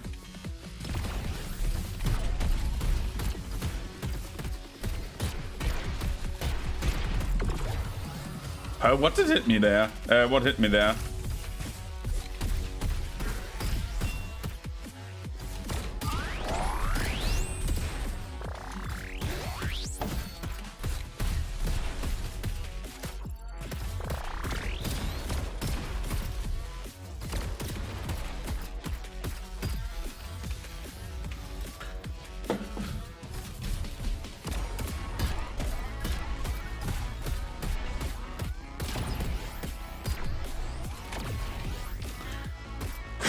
There's like dirt under my mouse. This is not good. Let's see what weapon we get. We get bullet hell. Grenades that must be charged before when they explode. Nope, we're not getting that.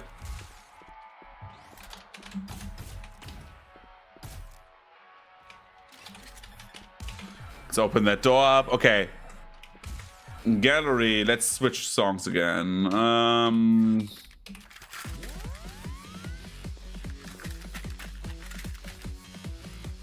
I like the crypt. It's just such a good game song to fight with.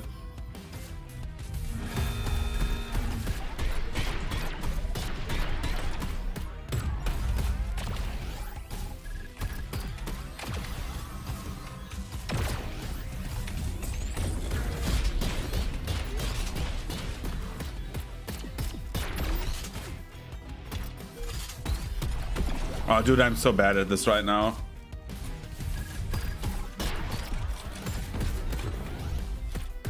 I got hit so often. What the fuck?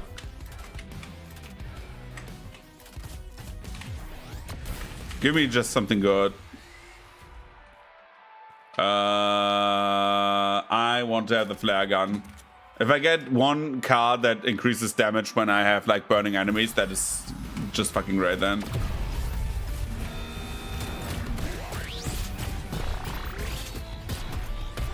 I'm at 24 health and I'm just like in the second room, man.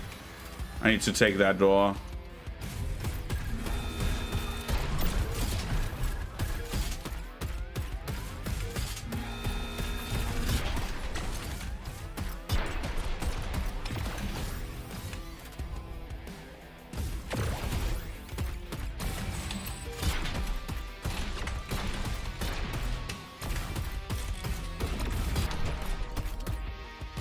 Let's get into that room and get some health back.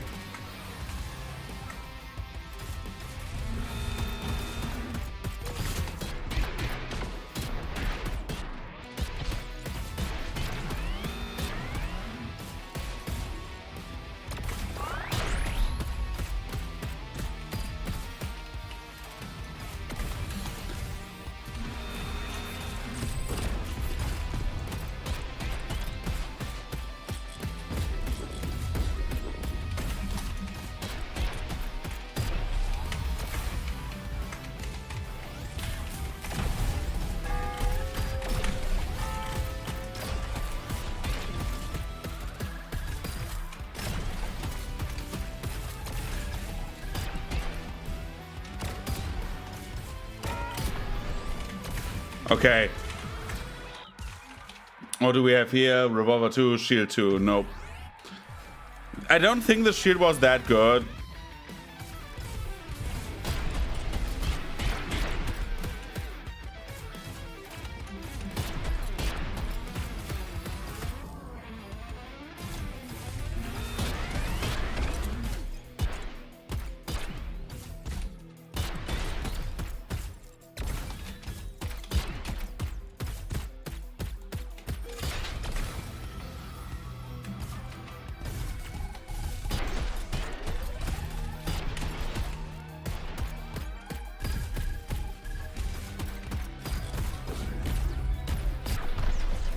Okay, let's get this one, get the cards, and see what we have. We have regret, explode when you take damage. Nope. That is just horrible sometimes, and you just like do weird shit when you do that. Extreme recall, snowball. Dude, no. Let's reroll. Slime needs a trade of poison. Is there weapon damage? Nope. Wall push enables swan and ground parrying, propelling you into the air. No, that is always bad. No. Do you want to skip before cancel? Let's increase damage by missing health. Crossbow, no cap. Dude, these are both in theory like really good things if there wouldn't be the crossbow and the no cap. So yeah.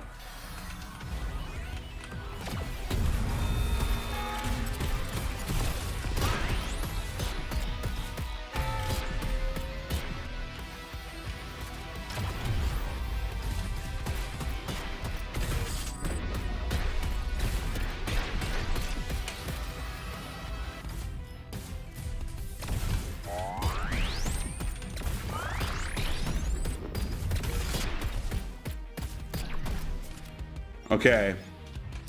Where can we go? Card room, card room, card room. Woo. Let's do card room and say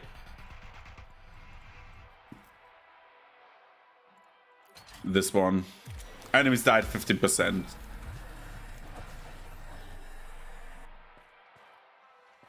Okay. Let's hope that the first boss will be nice. What was the moveset on the flare gun? It's just a counterattack, right? Yeah.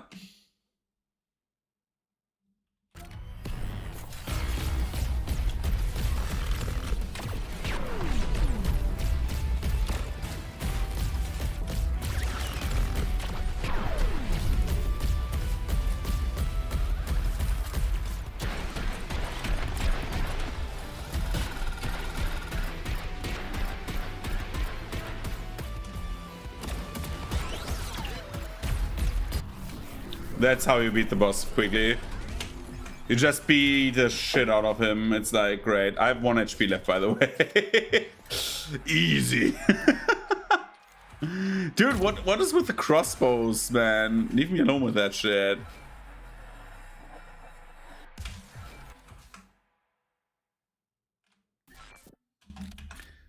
Inflicts critical hits while wall jumping. Each card has unique powers. Yeah. I need to remember that I need to wall jump the entire time.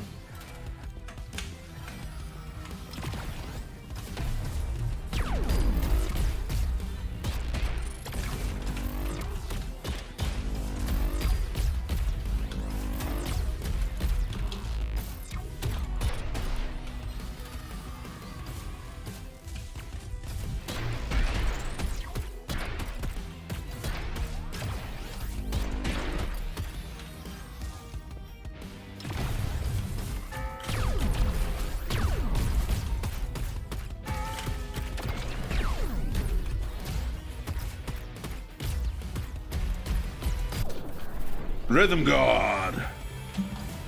Bruh, I'm a rhythm god.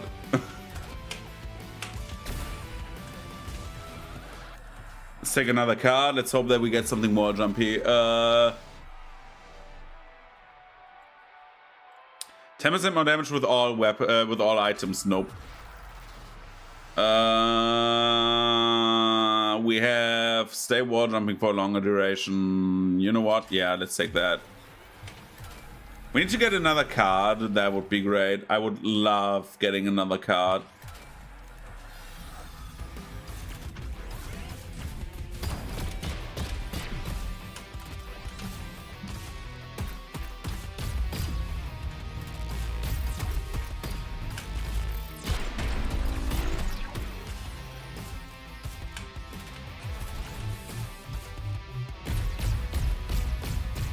So the flare gun has like really high DPS. That's the biggest benefit of the flare gun, because basically you increase your damage by like a lot.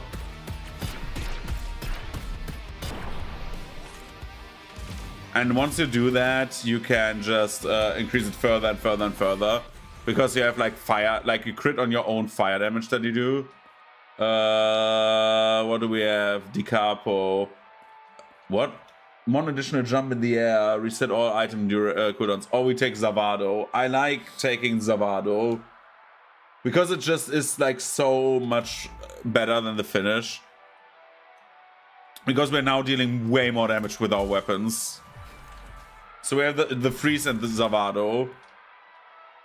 I always say Zavado, so...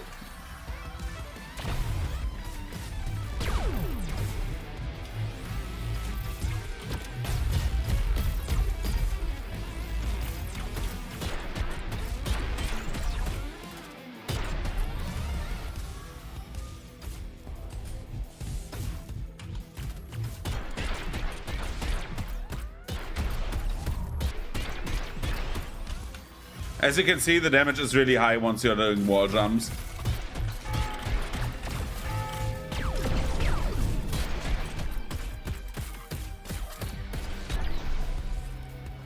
Let's take another card in the hopes that we get even more damage. We are doing...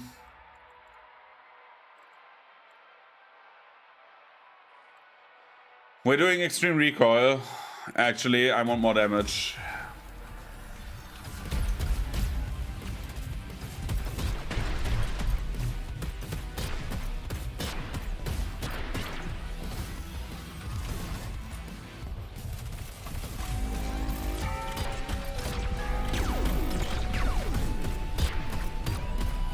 And as you can see, you can just camp up here.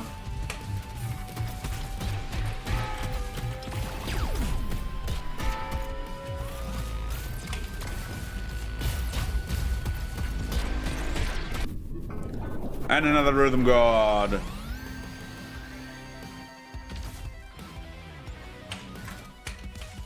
Let's hope that this room is better than the other one. And we don't have anything, right?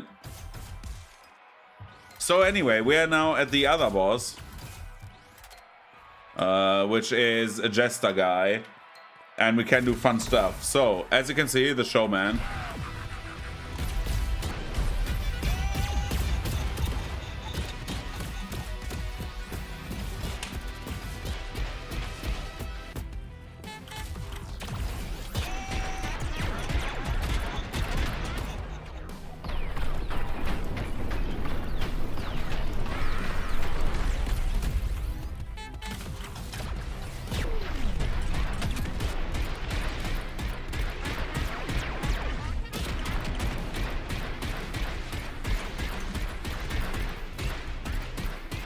And as you can see, this combo is really good.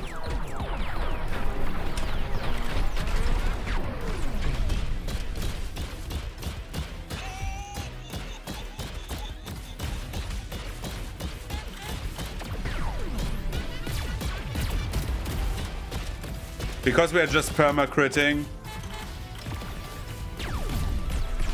And the boss cannot do much against us. He just dies. So anyway, we have a few things here in this room. We have, first of all, this. In the hopes that we get something good. Dicapo. This is like so good in theory. Because it only has 8 seconds cooldown. But we stop time for less. But like having frozen and slow time, I find is better because basically you have like a 7-second cooldown. You have the cooldown to like CC the boss. And I love to have like CC for bosses in general. I like to have that more than like to have one single like good upgrade. Even though the Dicapo is not bad, it's just like, I feel like it's lacking in some aspects.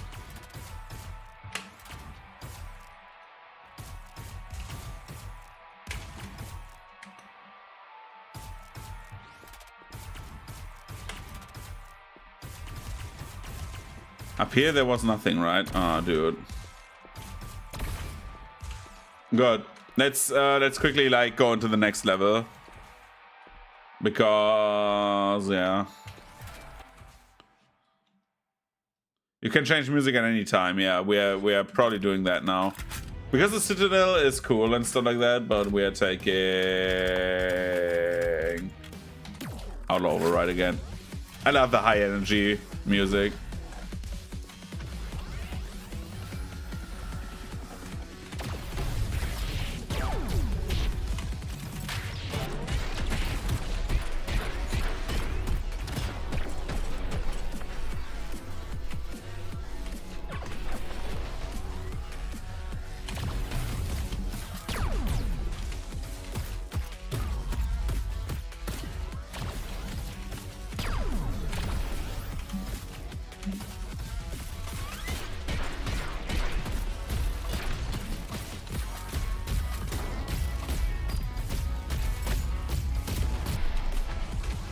So this room has like basically like a martial arts thing where like crossbow archers are shooting at you, but you also have to dodge like people who want to like dragon punch you to death.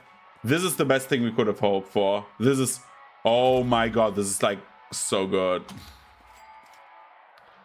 Replica, shoot the replica at the right moment? No. Okay. I think this will be like really crazy now. A card shark 4 increases movement speed after critical hit. Nope. Our level 5 is so much better. Because now, look at this. What's happening now?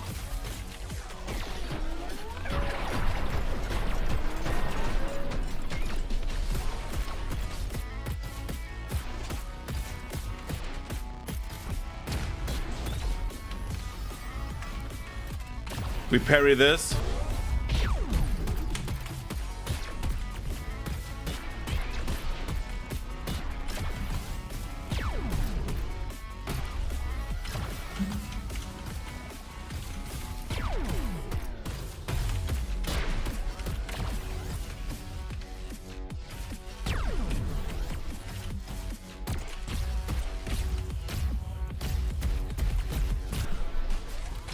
Parry this, casuals.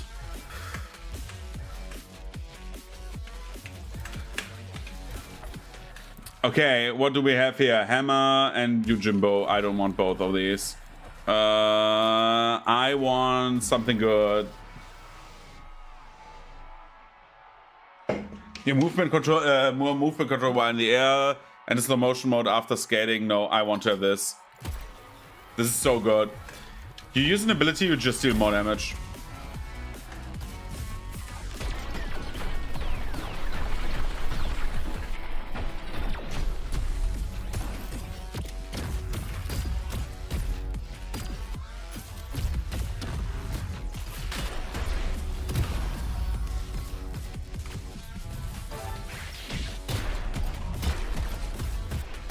All these enemies that I need to 5-shot now, I just flat out 2-shot.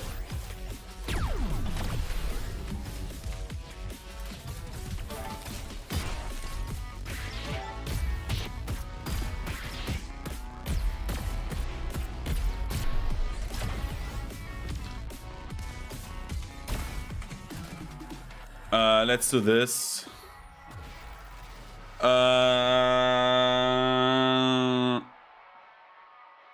We're doing less damage per kill.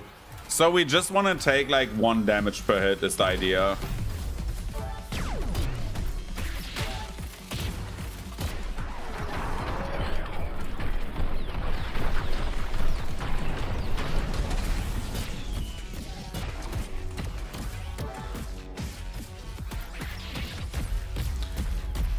For example, this was bad because the next boss is actually kind of hard. I find the next boss to be like one of the hardest, if not the hardest.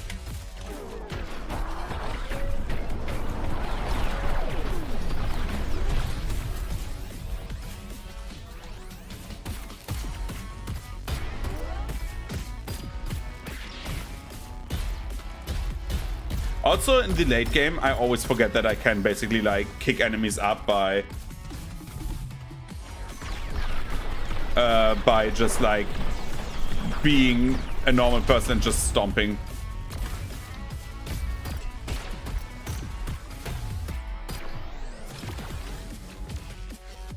Boss fight, do we have a better door?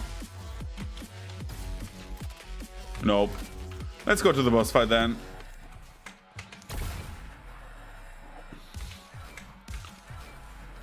This boss is awful.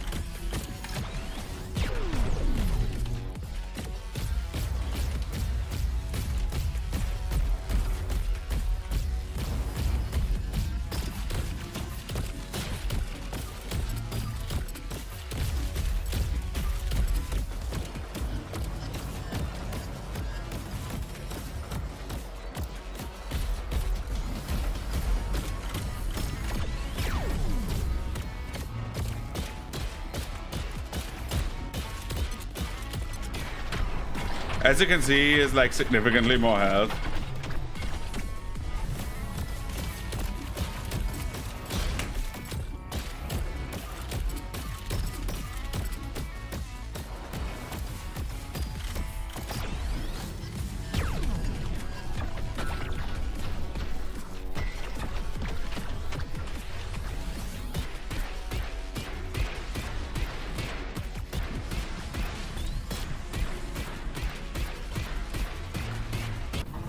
And that's how you kill him. It's like you need to be a bit more concentrating because he like spawns ads, but if you can like keep up the damage, he dies kind of fast. It's like a win-win in that regard. So I was 70 seconds too slow. You need to be actually fast with those levels. Card Shark 6. 50% more damage, increases movement speed after critical hit. Yeah. Yeah. Yeah.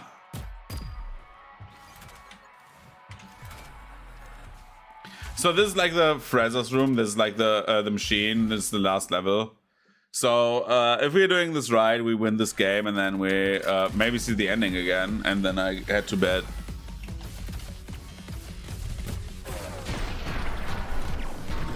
So this is basically a best of like enemies.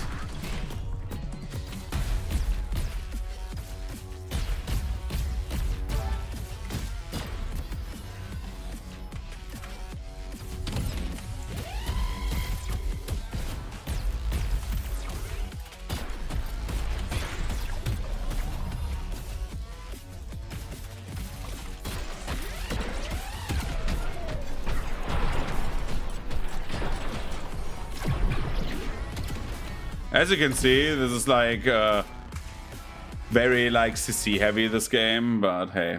We have magnets, yeah bitch, and we have freeze. So we have freeze 4, which is better than freeze 1. As you can see, the cooldown goes like down very much. Freeze nearby targets after freeze the target for a short duration. So it freezes twice. Okay. So we could think about getting a second freeze, like have freeze, but I love time stop so much.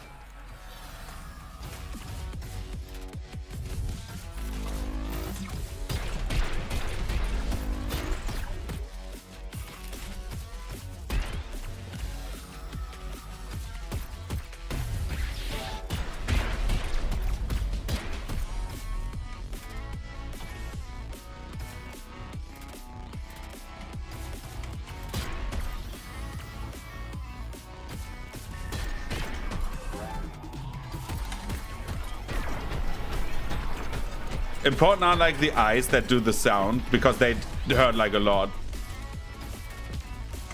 So anyway, we're going like up the ramps.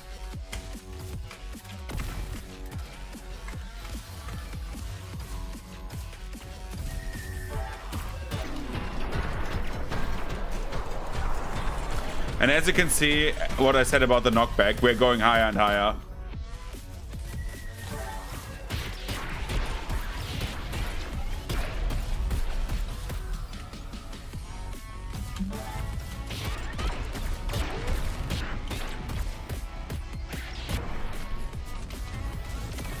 So you have like in this area you have like a mini boss actually, which is like 2 times the first boss, which is this one, the door behind this card pack.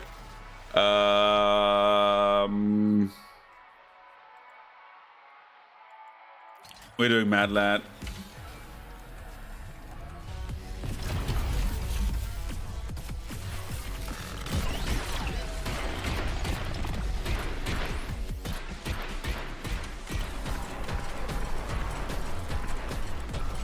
As you can see, this was like 2 times the first boss. And here comes the final boss of the game.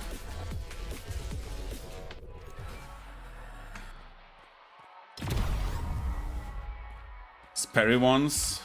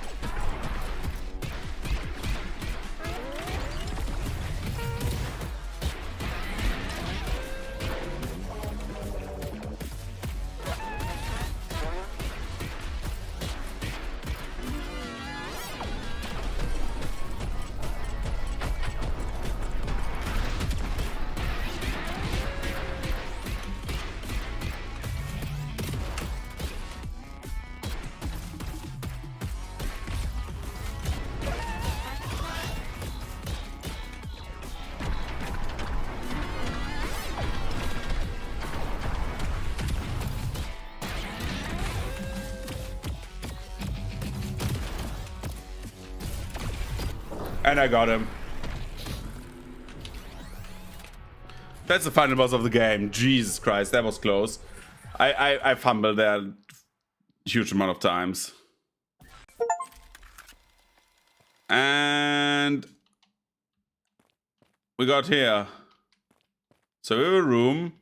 We get like basically all weapons. So you can like try them out if you want to. Apparently.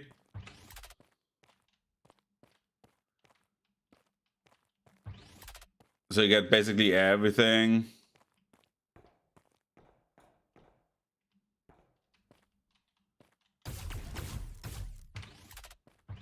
And that is like basically like after this there was an ending where like someone has like a car accident, stuff like that.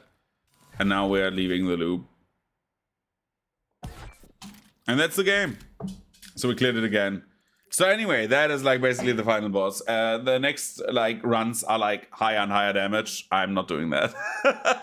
So yeah, we beat Robobeat on stream as well. Anyways, I will head off. I will just quickly like try to set up the camera for tomorrow. And then tomorrow will be probably art stream. That is the goal. So see you around. Thank you for watching and goodbye.